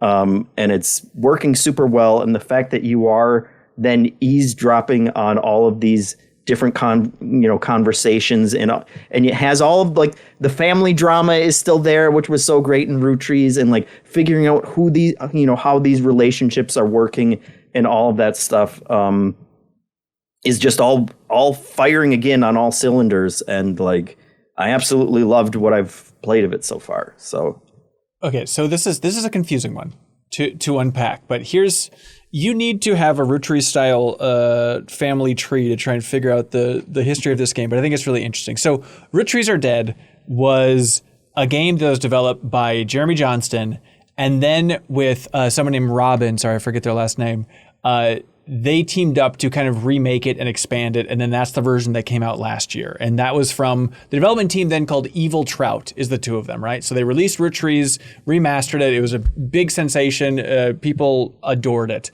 It was number one on the 210s list for a long time during that debate, if you recall correctly. So then where it gets really interesting and surreal is then they released it, then somebody in their Discord shared a link to a game on itch that was called Type Help, which was like a text-only game. And they're like, hey, this game rules. I think you all would like it.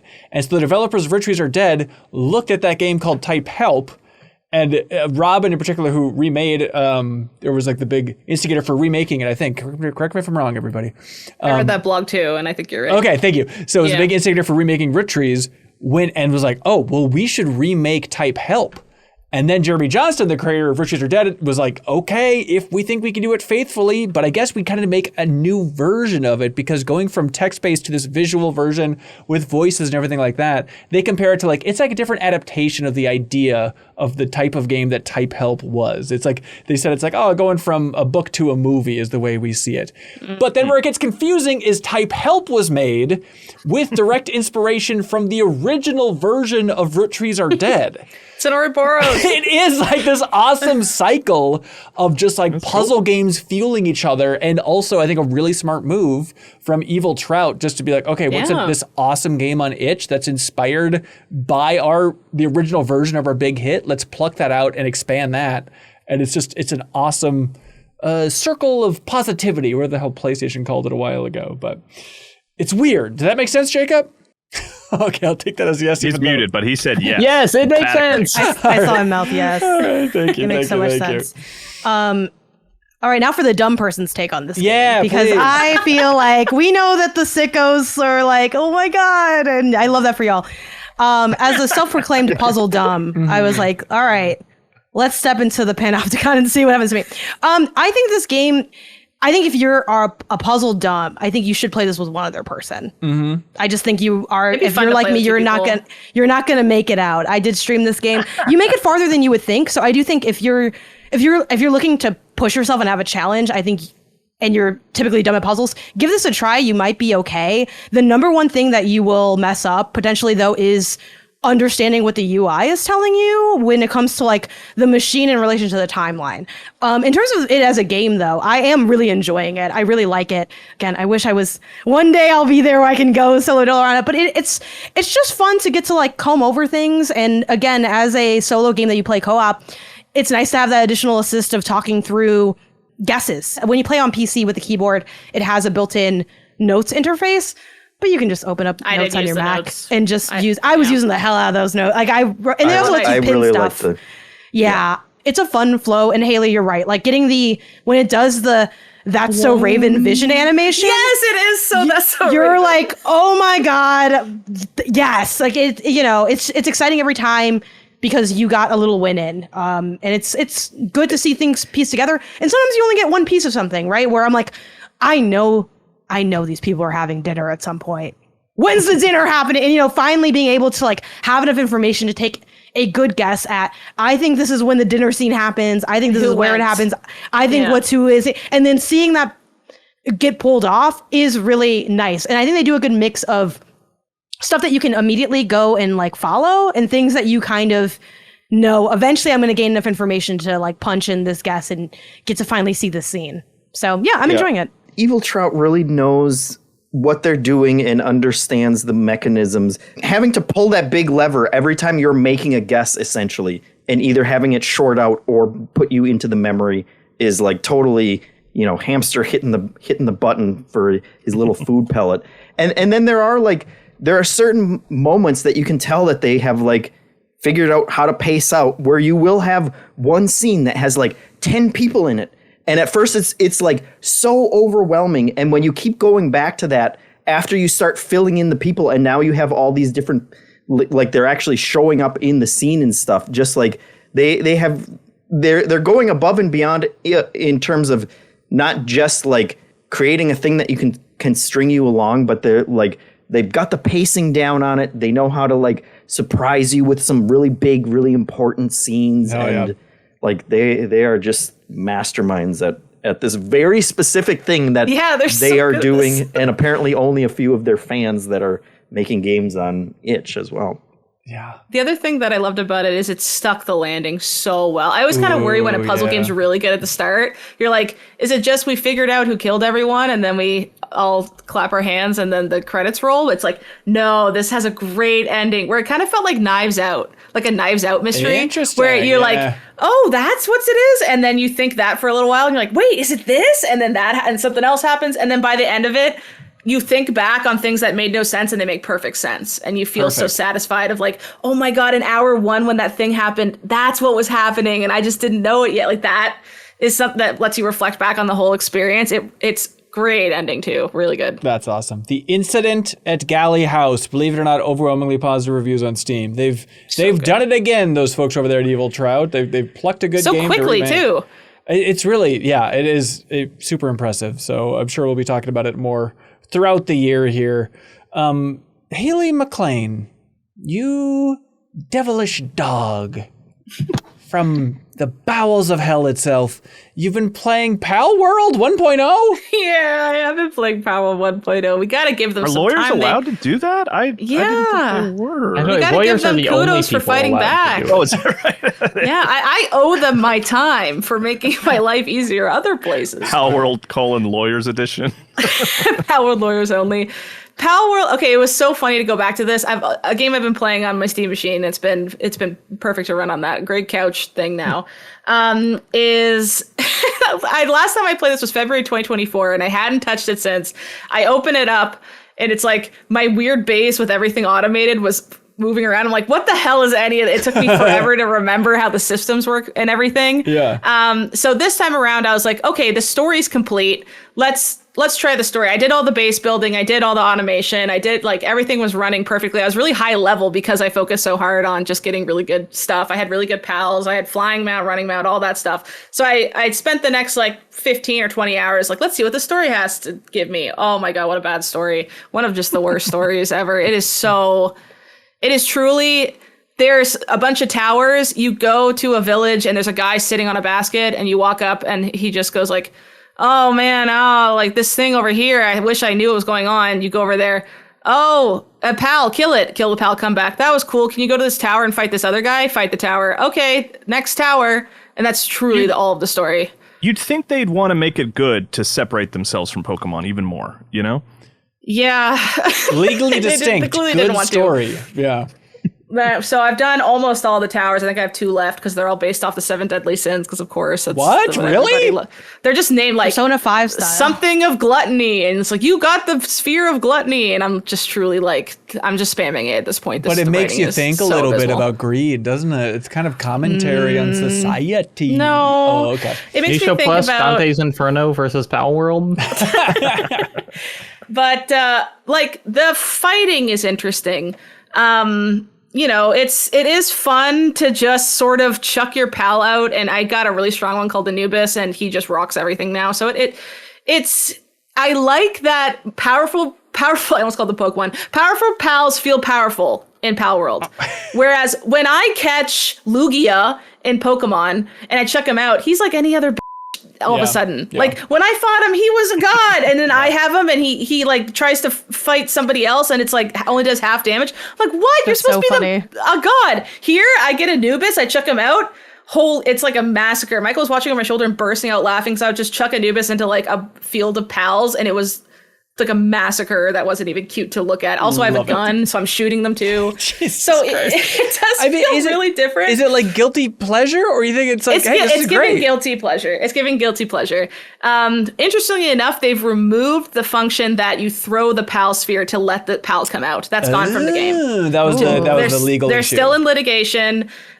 Just to be safe, I'm sure, to show good faith with the courts. So now when you press that button, it just apparates into the location. You don't go and chuck it out because of the Nintendo patent. What if you like shot it out of a gun? Something That would be like great, too. Aim your gun, because having it apparate seems pretty boring. That seems It lame. is I boring, hate even right? Like just they talking wanted it to about come that. out of the ball like everyone would imagine it should. Yeah. So they took that out while they're litigating this, I suppose. But the other thing that just kind of feels stinky is, God, like some pals just like that's Sobble's head on that pal, like straight up the asset. Oh, look at this cool Blaze Wolf I found. Oh, that's Arcanine's feet. Like it's not even trying to like. they took a chunk of a Pokemon and then combined it with a lot of other stuff. And if you know copyright law, it's like, okay, well, they substantially changed that asset. They have unique copyright on it. It's still stinky when you see like Sobble's head on something else. I'm like, that's still like, come on, man, draw your own thing. Just draw a different fin. Draw one different fin. It takes 10 seconds. No, we'll just put Sobble's head. I'm like, oh, so that's like just kind of stinks. It just gives like, come on, man. Yeah. But Stop is it good? Are you recommending Palworld 1.0 if people have not checked it out yet? The reason I like it is because I like survival mechanics and automation and the systems that are put in place there. I like going back to my base and checking on what things that got made and knowing that if I go and get a quartz mine next time, I'll have the next best armor or whatever. Like that stuff, incremental improvement, I'm realizing over the course of the last couple of years is very appealing to me, and I can play really crappy games as long as that's kind of a base thing, like TCG Simulator and all that, like a card shop simulator stuff. Those games look like hot ass, but I still go and I play it for hours after work because it's just satisfying to play. Yeah. It's giving that. It has fun survival mechanics.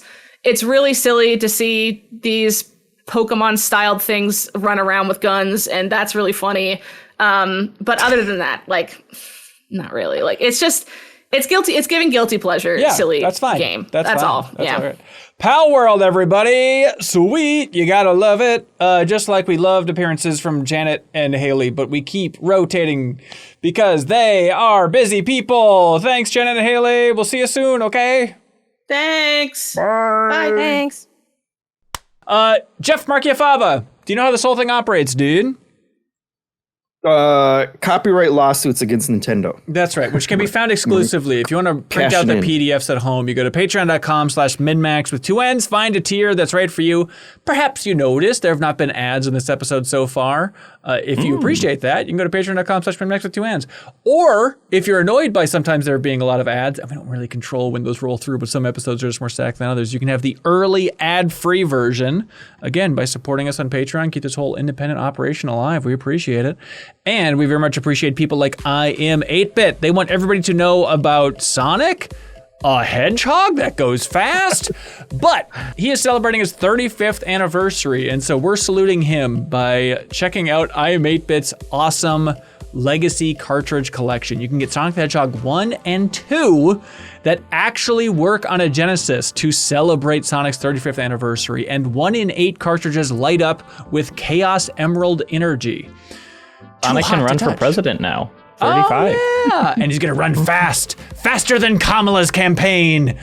So anyways, go to iam8bit.com and you can find so much more, and you can get everything for under $100 for 10% off with the promo code SummerDays, DAZE. Check out a link in the description to get all that stuff there. And please help support iam8bit because they support MinnMax in a huge way by shipping out a prize to the community each and every week. Whoever has the best question submitted on Patreon wins a grand prize. This week, God, I forgot they had this, and it is so good. But they are sending out the Super Hexagon vinyl, which they just reissued. And oh, God, I love the Super Hexagon soundtrack so much. So that's being sent out. It's a hexagon. Of course, right? It's a hexagon. Yeah, it's the best. So that's being sent out to whoever has the best question here on Patreon. Thanks for funding this entire operation, everybody. Link Trev writes in. Hello, Link Trev. Hey, MinnMax friends. We're not your friends. We're just people you listen to, but we appreciate the tone. If you could get a behind-the-scenes look at what any game studio is currently developing, which studio would you pick and why? They want to know. I guess Nintendo EPD, Just right? like the biggie. Okay, but it's a specific team within that. You know, you can't just say all Nintendo. You got to zoom in a little bit. I was thinking of the Breath of the Wild team. Just the Zelda team. Is that EPD? Or is that... I always forget, like, anyway. Yeah, I don't know what they're doing. I think it's good. And then, like, the Tokyo team would be the Mario team. Like, it feels so basic, but it is like, next 3D Mario, next 3D Zelda, that's maybe my biggest question mark? It feels like a lame answer. It is. Yeah.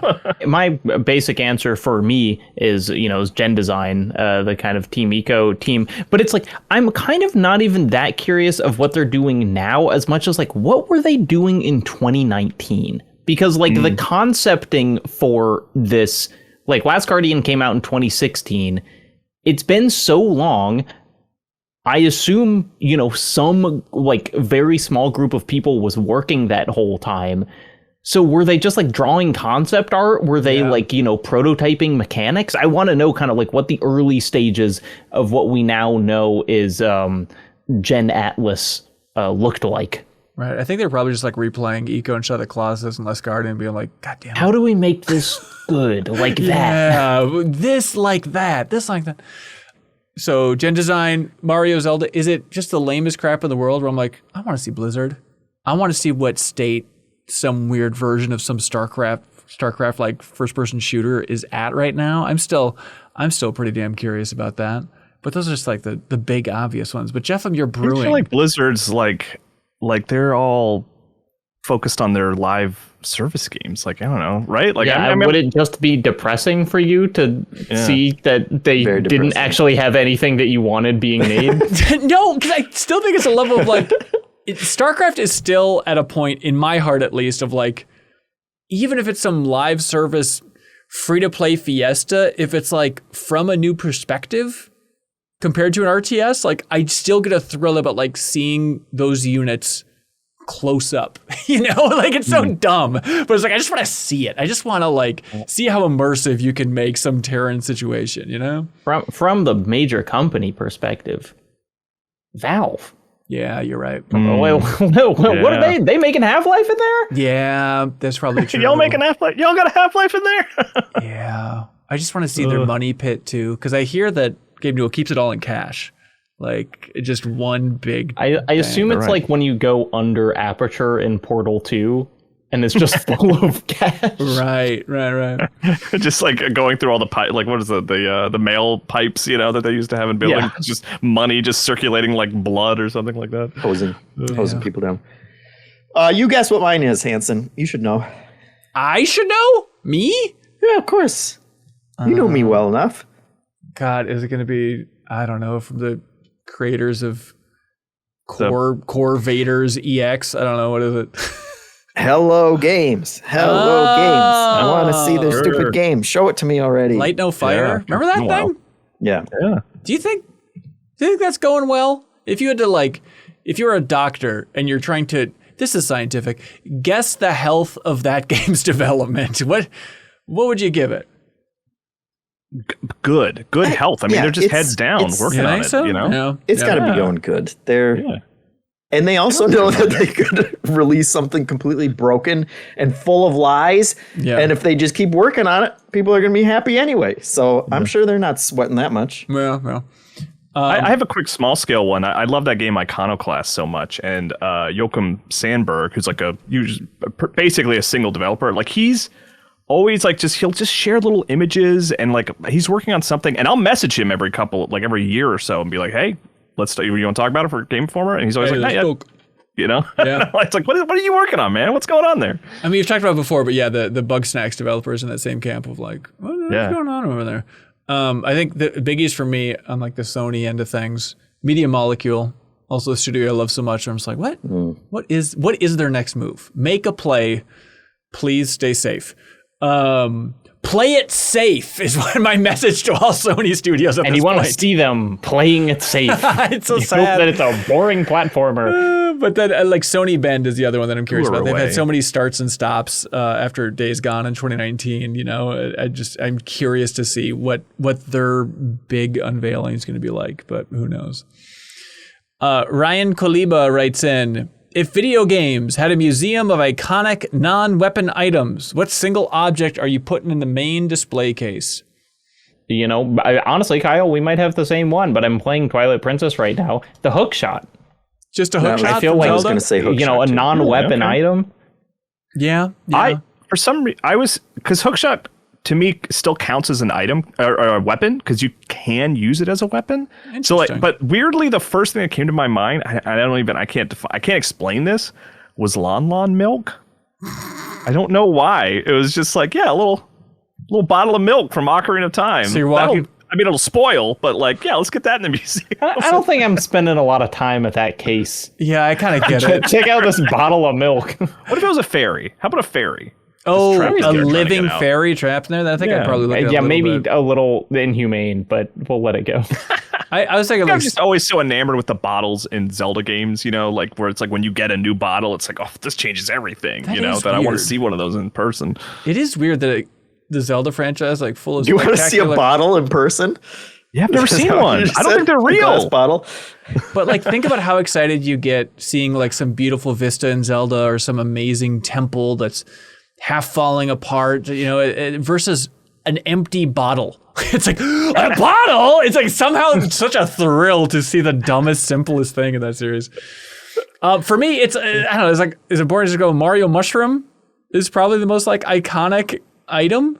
Yeah, these are boring. I want to see something like mechanical. Have you been to See museums? something They're with like designed to be parts. boring. I've seen mushrooms. Okay, Maybe a question mark block? Like that might be better. Yeah, a little more that's magic in cool. there. Okay, yeah, I guess that works. A But warp pipe, yeah, and then you can okay. go in there, and it takes you to a different part of the museum. Speaking of which, portal gun. I know guns in there, but it's not really a weapon per se. Yeah, if you want to talk about items, then that'll not work. Really tapered off there. Great stuff. Eli What have you been McVeigh. podcasting for like 4 hours or something? Hell no, I'm just getting started, man. Eli McVeigh writes in, they say, as a follow-up to last week's Would You Rather question, it would take a 50% free throw shooter, which, by the way, that's probably high. That's probably like NBA all-star level, right? I don't really know. I think NBA players should hit more than 50% of their free throws. I think so too, but I don't know if it is. Jeff, can you look at that stat? On it. Okay, thank you. So it would take I'm a racing him. 50% free throw shooter, on average, 2,046 shots to hit 10 in a row. At one shot every 8 seconds, it would take 4.5 hours to do that, would you rather? If you're hitting 50%, which I think is astronomical, is it not? Current league average, 77%. Really? Okay. What about current MinnMax cohort average? And I'm really going to pull this thing down, so get ready for it. Mahmoud Hakim writes in and says, hey, MinnMax, I find it interesting from your last episode when Lucy James and y'all discussed problems and discoverability of indie games. It's incredibly interesting to me, especially considering there's no shortage of creators who produce content in the form of reels, shorts, TikToks, videos about interesting indie games. How do you reconcile the clear issues of discoverability with this wave of creators? Do we just not have the right algorithms for discovering games? Does the world not have the right algorithms for discovering games? I found this question interesting and the topic of discoverability interesting because, like, it doesn't feel like games aren't getting into the hands of... It seems to me that the problem, and I'm putting problem in quotes here, but like there are too many games. Yeah. Everyone has way more games that they would enjoy than they ever have time to play. And so like it's, I wonder if there is a world where every game that's well made and well designed could have a successful release and make all its money back and make the developers a good living, or because it's like we're all hearing about new games all the time, and obviously we're in this world, but like it's just that there are so many more options than anyone possibly has time for. Yeah, you're seeing the games pop up. It's in a trash barge in the middle of the ocean of games. Just like there's so much other stuff to get to. Yeah. I was going to say, I also question the premise of this because I feel like Steam does a pretty good job of surfacing games to me that I am interested in and end up buying. And you just, like, that's just not going to happen for every game. And also, like, in the world, so are they talking about video game videos specifically, or just video content in general? I think video content in general, yeah. Because I feel like there's plenty of video content out there that's also getting like 2 views and not being surfaced. I think both analogies are a little off in terms of like we feel like video gets in front of everybody because the algorithm picks certain videos, and then we all see it, and so we all feel like we're plugged into what's happening video-wise, but there's a sea of video that just no one ever seas out there. And then with video games, we probably hear more from the people who are like, I launched my Steam game and I sold 10 copies and now I'm broke. And we have, existential angst over that. But it's like, that's true of video content creators. Yeah, that's I do. Be true I of also anything that's so oversaturated. I wonder if, and just to bring the two back together, there are games that just display better and are more eye-catching in short video, which is not necessarily every good game is not going to look good in a 30-second video. In the same way that kind of like the reason that Mecha Chameleon sold 1 billion copies is because it streams so well and it's so good as a spectator sport. And so I do think that people are put in an uncomfortable position of like, oh, my game has an amazing narrative and really good in-depth mechanics, but you can't show that on a vertical 30-second video. It's hard to create FOMO around that experience, Yeah. Pancake time. Good. That's I love not pancake. it's not a question. It's actually it's pancake o'clock, Jeff. Get cooking. But they say, what games have the best second playthroughs?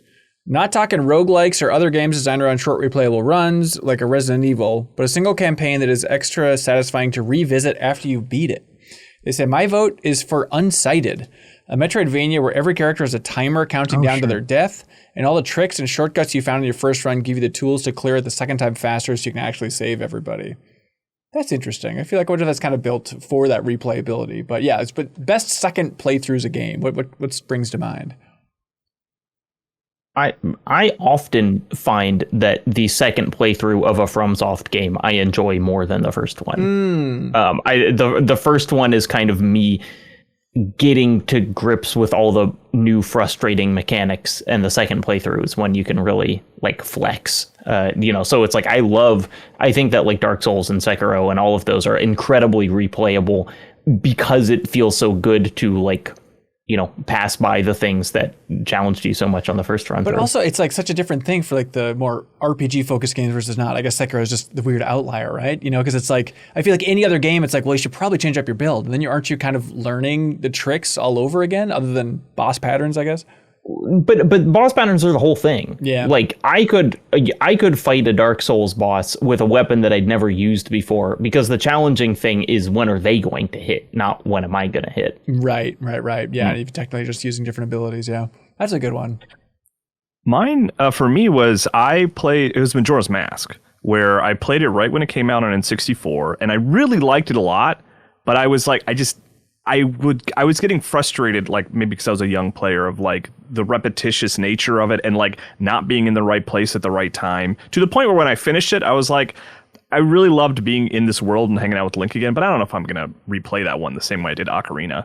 But then when the 3DS remake came out, and I had like more of like a even like loose memories of a basic knowledge of like how that world works and where things are and what happens when, it like shot way up my favorite Zelda games list like a rocket. Like it is like top 5 for me now after having replayed it on 3DS that time. Yeah. And now when I revisit it now, I enjoy it so much more. Which it's funny because it is a game about like looping time, that you're playing the same 3 days over and over. But for some reason, playing through it as like a story the first time was good, but like I found it a little frustrating. And the second time I was like, this is amazing. Like this is one of the best Zelda games ever made. Yeah, it's a good pick. Neil McMahon. I feel like, okay, let's just get into it, you guys. They say, has anyone on the team seen The Odyssey yet? My friends and I were lucky enough to pre-order tickets weeks ago for the 70mm IMAX showing, and oh my goodness, it might be one of the best movies I've ever seen, and without a doubt, the best theater experience I've ever had. We talked about it on Bonus Pod. If you want to hear Jacob and Leo and I talk about it for an extended period of time, that's the extra podcast if you're at the $5 tier on Patreon, right in your favorite podcast app. Also, the last episode of Bonus Pod with Haley and I, this week's episode, was a very fun episode talking about more kind of hidden gems from 2026. And even with that, I found myself falling into the rabbit hole of like, I got to talk about the Odyssey a little bit more. And Jacob, I think of like the start of this episode where like Janet just said something in a certain cadence and we're like locking. She said like a woman, a house, an ocean, and we were both like bang, bang, bang, bang. The Odyssey, bang, bang, Travis Scott. Yeah. So are you also in the same camp, Jacob, of like, it's kind of alarming how much you can't stop thinking about it? I saw it again with my dad, which I really loved. Oh, wow. And I want to hear Kyle's thoughts. But yes, there was, after we finished our bonus pod, I was like, I can't believe I didn't bring that up. Yeah, what is it? What I mean, without spoilers, is there a way to... The thing, because it's just kind of a concept, but the thing that I couldn't stop thinking about both times was, wouldn't it be crazy to show this to, like, an ancient, like, Roman person, or like someone who like experienced, not even someone who lived through it, but someone who heard Homer's story. I think about all the time. What if I brought this new media back? Right. What if I could show the Spider-Man game to someone in the 70s or whatever? Yeah. But it's like they would just they'd see the Cyclops. They'd be like, well, that exists on Earth. Like, how else could you possibly have gotten this footage? I think about this a lot, Jacob. Maybe this, like, I am obsessed with this idea of, like, those people who ran out of the theater because of the train arrival movie. Yeah. A myth, what if I just granted. what if I just showed them Into the Spider-Verse? What if I just sat them down and they watched Into the Spider-Verse? I don't think they'd be able to What would see happen? it. Would they be okay? But also, it's like, you talk about, like, oh, they believe that,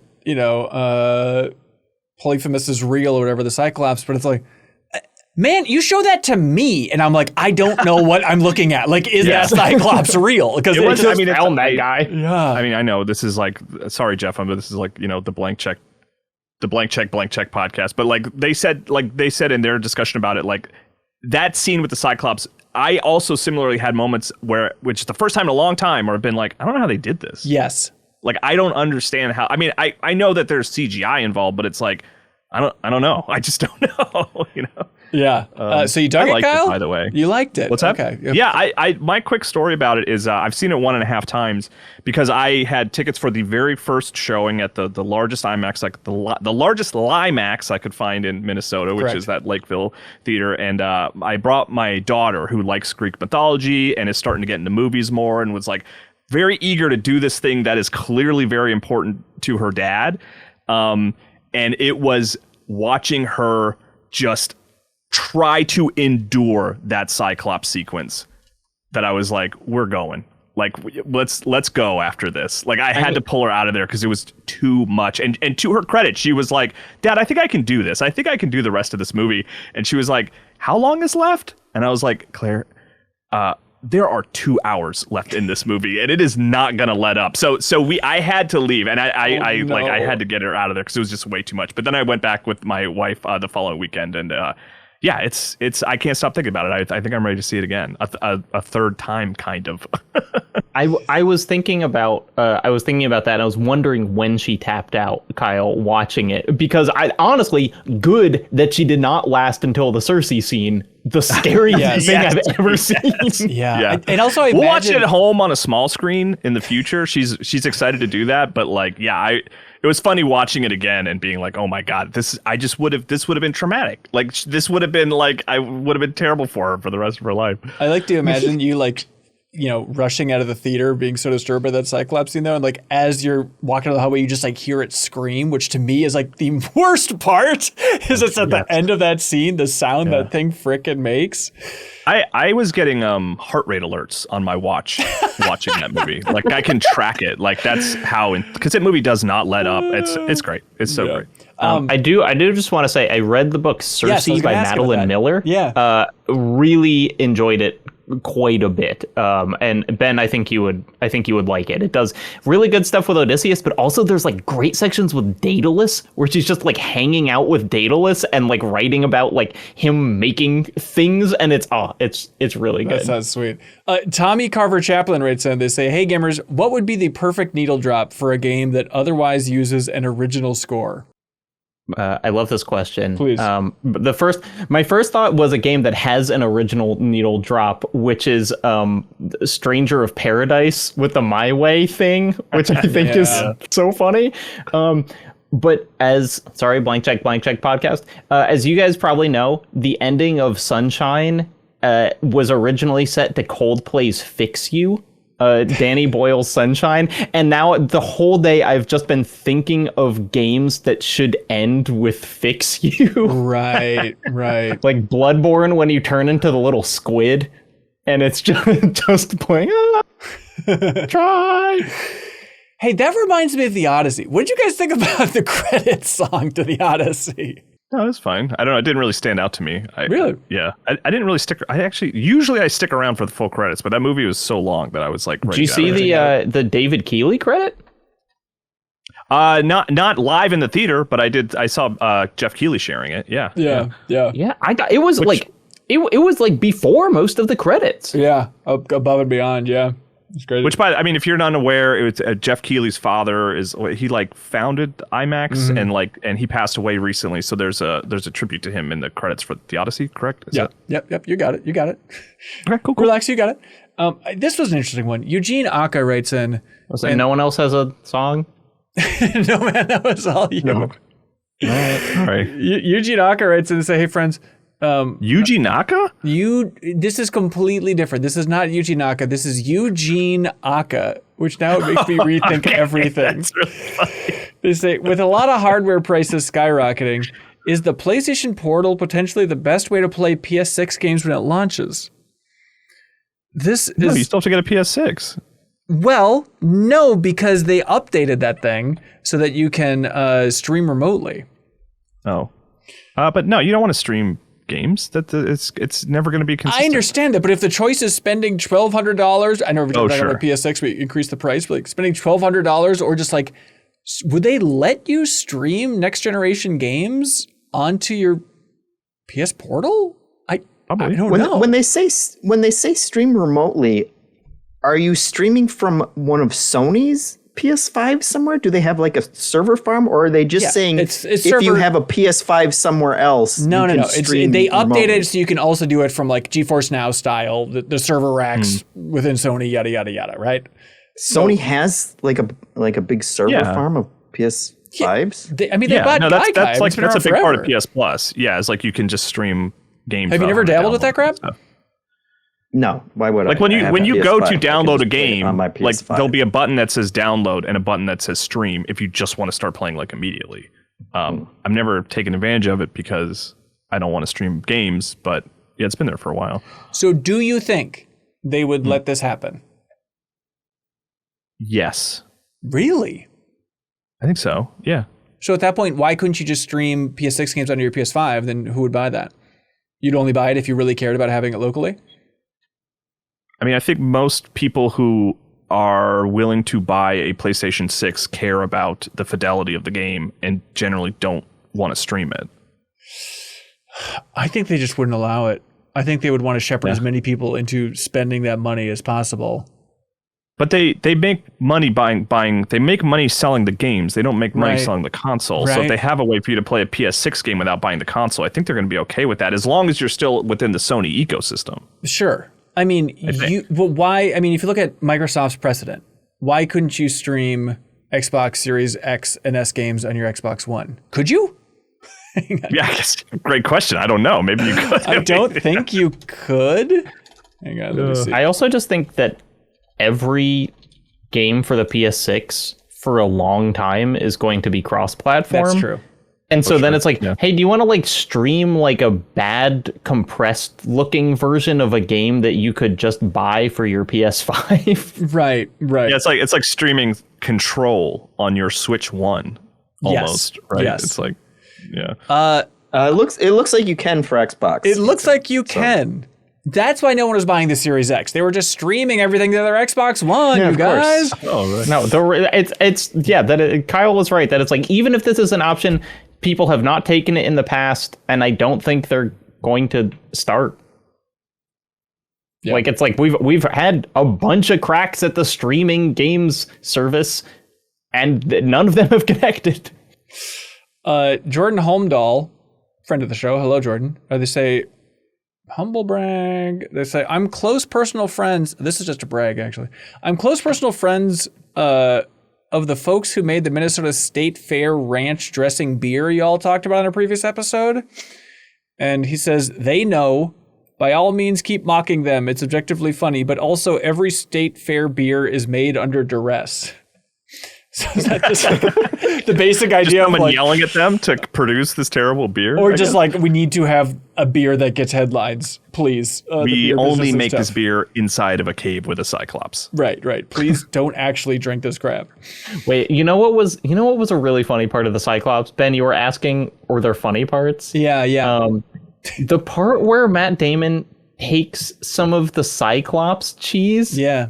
and then he's like, pretty good. You know the part that You know what got a laugh out of me was when Leguizamo yelled at the guy for wearing the spurs, and he's like, "You're too loud," and he like closed the door on him. Right. That got a That's a laugh good out of part. me. Okay, that's good. I think I've never wanted to scream at a screen more than during the Cyclops part. Just when Odysseus was talking so loudly, like, okay, here's the plan. I'm like, you can't talk any quieter. Did you see the size of this thing you're right next to? Anyways, for like 30 minutes on the Odyssey, check out Bonus Pod, everybody. I'm looking at Where am I supposed to watch this movie? I In a theater. I feel like I still don't understand. Yeah, but everybody says, oh, well, the IMAX is butchered if it's not 70 millimeter. go to the get the 70 Jeff, millimeter it's normal. There are no 70 millimeter theaters in North Carolina at all. Yeah, we don't have any. Yeah, or is Minnesota. better- Anything is better than watching it on the TV. Just go watch it in any theater. I agree. There are 70 millimeter prints in Minneapolis, though. There was it was at the Southdale. Was it? Oh, there's not a 70 millimeter IMAX. I see. Okay, But, that's the yeah, distinction. So do I want to watch 70 millimeter or IMAX? Not 70 I millimeter. recommend IMAX. I think that's the more compelling experience. And the Lakeville Imagine Theater they proclaim the largest IMAX screen that's in a reasonable distance. Right, So that's right. where I would go. Yeah. And in honor of the Cyclops, it's not called an IMAX. Lorch just said dad question in the comments. Sorry. Never felt older, but true. This is the Nolan problem. You gotta. Sorry. No, this is I was like calling theaters when Oppenheimer was coming out, trying to find the best place to see it, and like the people I was talking to, like they seemed annoyed that I was bothering them, and they didn't have answers to my questions. So, Good. Random Oil Man. You gotta know about me is I'm a random oil man.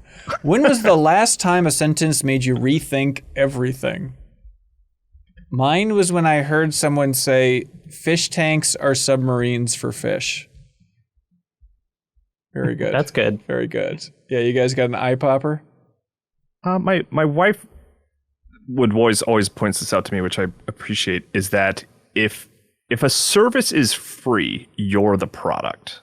And that was kind of like helped me like sort of try to get away from like algorithm based social media. And so it just like it helped me to recognize how these things on the internet are sort of demanding my time, and that I'm gaining less than they're gaining more than I'm gaining by using them. You know? So, I don't know. I hear you. Yeah. I hear that. I really liked Northern Lion was playing the game of Sisyphus, which is a game where you have to push a big boulder up a mountain, and it's like a rage game, and it bounces down. And one time he messed up, and the boulder bounced all the way down to the bottom of the mountain. And he said, "Why would I run back to the bottom of the mountain? This is my break." When he doesn't have to push the boulder. Good. I like that, just like you dropping your coffee cup, like I have rethought my entire worldview. This is my break. Yeah, that's good. That's funny. Look, I don't want to get political. Here we go. But when Bernie Sanders said billionaires shouldn't exist, I thought, oh, wait, yeah, that's probably true. Why do we let that happen? Yeah. Trying to think of a route I could go. There's a couple of those little eye poppers like, oh yeah. And one of them is just like our dear friend Isaac Klein. Everybody loves him. But he had a quote a while ago, and he said, social media makes me dislike the people I like, and podcasts make me like the people I dislike. And I was like, I think that's That is right. intensely descriptive of Ezra Klein specifically. How so? Go on. Is that I think he's a dumb guy who gets mad because he spends too much time on social media and talks to idiots on podcasts. Unlike us. I do think it is alarming sometimes when you listen to podcasts and like, oh, I like this podcast. And then you start to realize like how plugged in to Twitter or just online crap the host is. And it's like, it is this deflating feeling of just like, oh God, No, I think it's why it's like every stand-up comedian sucks now because they just talk about stuff that they saw online. Right. You know, it's like it's made comedy worse because it's like, hey, do you guys? I got mad at this thing on social media. I don't care. I don't want to hear you talk about that. Yeah, I still do. I highly recommend the comedian Shang Wang. He has a new special on Netflix. He's a very sort of like talking about the mundane stuff kind of comedian that I really adore. He's like one of my new favorites. I don't think he talks about internet reaction at all. I saw clips of him on Twitter. He looked pretty good. No, but it is like the old classic thing of like, I do think 100 years from now, social media will be seen as like cigarettes. You know, I'm just like, oh my God, everyone was destroying. I don't think it's going to take 100 years. Okay, 5 years. That the Trump administration is like sponsoring cigarettes now. What are you talking about? They posted like big delivery of cigarettes on the White House lawn. Okay, all right. We're talking about it, aren't we? Sly Cut writes in. They say Grizzled Gaming. Wait, no, this is a copy and paste error. Grizzled Gaming writes in. They say, hey, everybody, you're offered $100 million. Congratulations. You're 1/10 of the way to being a billionaire. But a random bird on Earth knows your location at all times and is actively seeking you out. If it sees you, it's a bird. Okay. If it sees you, you die instantly. Do you take $100 million? This is just the snail immortal life thing, but like way easier to decide not to. Yeah, because it was like, you put the snail in a ball and you drop it to the bottom of the ocean. A bird's gonna spot me immediately. But what if it's a random bird? It's chosen, like, roll the dice. This could be like a hummingbird in Africa. You think that thing's getting you? No way.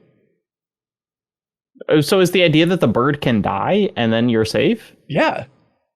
I'm still not taking it. But it's like the Terminator. So I can accept $100 million, but my life has to be that of like I'm trying to eradicate birds from the earth. Like that's what I'm using my fortunes for.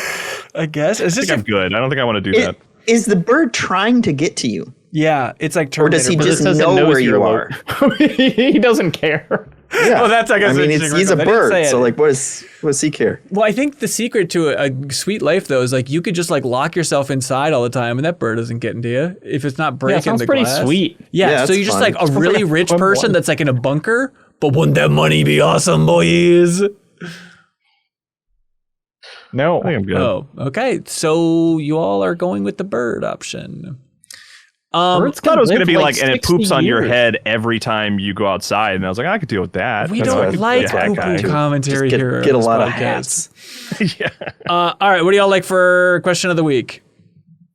There's the behind the scenes of any game, the items in the museum, Well, like we're 3/4 dads, and we got an Odyssey question, but we're only 3/4 having seen the Odyssey, so the Venn diagram's weird. Yeah, it is tough. Also, it's just all consuming.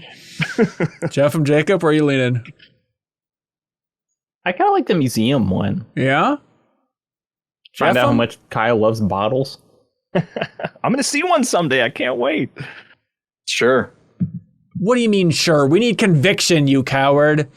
Absolutely, the museum one, 100%. There you go. Ryan Kaliba, congratulations. You won the Super Hexagon vinyl from I'm 8-Bit. Now it's time for something we love to call Get a Load of This.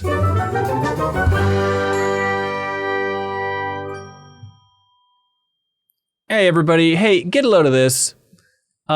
Jacob, you know it. You love it. You see it in the sky. I'm talking about the Goodyear blimp. Incorrect. Technically, it is not a blimp. Is it a dirigible? No, it is a semi-rigid airship is the official classification of the Goodyear blimp because they renovated it and they built a new one in 2014, I should say. And it has like a frame inside. So at that point, technically no longer a blimp. It is a semi-rigid airship. Original blimps, no frame, just full correct balloon. Yeah, but this one has like the actual like fans so they can navigate and kind of turn it into a helicopter and have the fans straight up and down and stuff. Like that all needs to be attached to the frame for better maneuverability. But there's a video in the description if you want to watch it. But it's like a fascinating history of the Goodyear blimp and the fact that like when they park it at an airport, they like hook it up but it still gets like whipped around by the wind. So they need 500 feet of clear space because it can just like blow around in a circle, which is so stupid. And there's wild footage in this video too of 1932. There's footage of this thing, and there's like water skiers behind it, but it's them trying to show off how sweet the Goodyear blimp is. But can you imagine skiing behind a blimp? And then a blimp that would become a semi-rigid airship? Anyways, link below to check it out. Did you know that they built something called the blimp to put around the IMAX cameras to keep them quiet so they could film the Odyssey? 100% IMAX. Oh, we're doomed. We're doomed. New technology. Hey, get a load of this. There was this tweet or X post that really genuinely made me laugh from the official Onimusha account. Yeah. And it just said, "This is Miyamoto, 1 out of 2." And I was like, oh, weird. Miyamoto like is on the Capcom account? What's going on here? And so the first post is, "This is Miyamoto." And then the follow-up one is ellipses Musashi, which is the protagonist from Onimusha. And he says, like, "Please take a moment to consider pre-ordering the Switch 2 version of Onimusha." Brilliant. It really got me. I thought it was really genuinely funny. That is a great idea. Get a load of this. There's an Instagram called Ruggy Baggy Studio, which I guess is just an Instagram where someone makes like custom rugs in funny shapes. But they did several Mecha Chameleon rugs and put them in real places, like on like a street sign and graffiti, and they are just little fabric versions of like the guys from Mecha Chameleon that perfectly match their backgrounds. And like you could look at this graffiti one for like 10 minutes and not see it. And I love the idea of just like going around and putting these little disguised rug guys in real life. Something about that idea of a Mecha Chameleon thing in real life freaks me out. I don't know what it is, but it's like uncanny, or I don't know what the word is. Because you're scared of Peter Malark, as we've talked about. Oh, that's right, my boy Peter. I love you, Peter. Go for it, Jevem.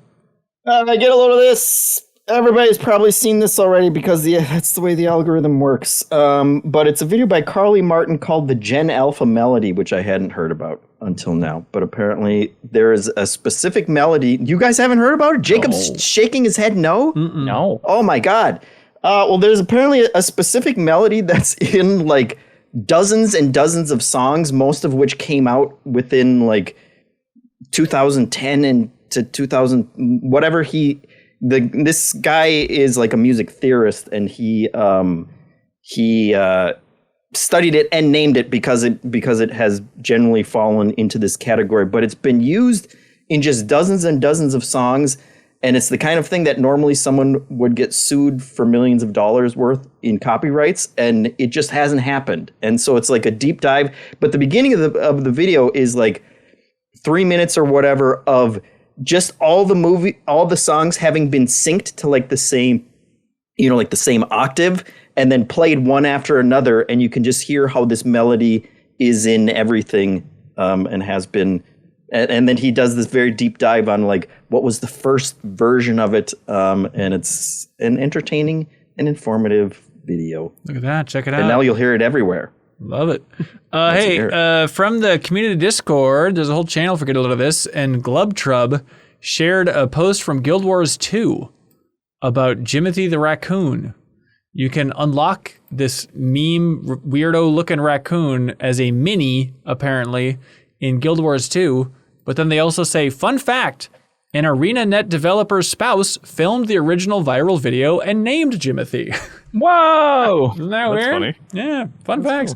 There we go. Thanks for watching, listening, sharing this episode of the podcast. Greatly appreciate it. Shout out to everyone who competed in Trivia Tower. That was a super fun episode with Into the Aether. You can check that out. Shout out to that Discord as well they're keeping the trivia rolling, but just coming up with their own like video game emoji trivia over there. It's very sweet to see that continue on over there. Otherwise, bonus pod this week. Mentioned it before, but if you're at that $5 tier, it's the extra podcast you get every week. And Haley McLean and I this week had a really fun, silly episode where we ran through some other underappreciated 2026 games that the community recommended, and there's so many awesome choices in there. Also, New Show Plus this week is the revival, the digging up of the Hot Take Time Capsule from last year with Kyle Bossman. And so it's up on MinnMax's YouTube channel, but the podcast version of that Hot Take Time Capsule Revival with Kyle Bossman is up in our bonus podcast feed as well. And something a little bit different, but for 1 week only, the first week of August here, we are opening the floodgates for indie developers specifically to put a promotional image in the supporter slideshow, which is rotating on every MinnMax video. So there's a link in the description if you want to upload an image with no AI, and 1280 by 920 are the dimensions there, but upload an image and it'll be rotating throughout MinnMax content for a week if you're hoping to get some more visibility in your game. And then after that first week, we'll roll over into the August slideshow as per normal. All right. Thanks so much, everybody. Greatly appreciate it. Y'all doing good? Yeah. Great. Yeah. And now let's stop podcasting and talk about the Odyssey for a little bit, like cool gentlemen. Thanks so much, Jeff, everybody. Did you know that with the IMAX good, have cameras, I fun, can only let's shoot at 3 minutes at a time?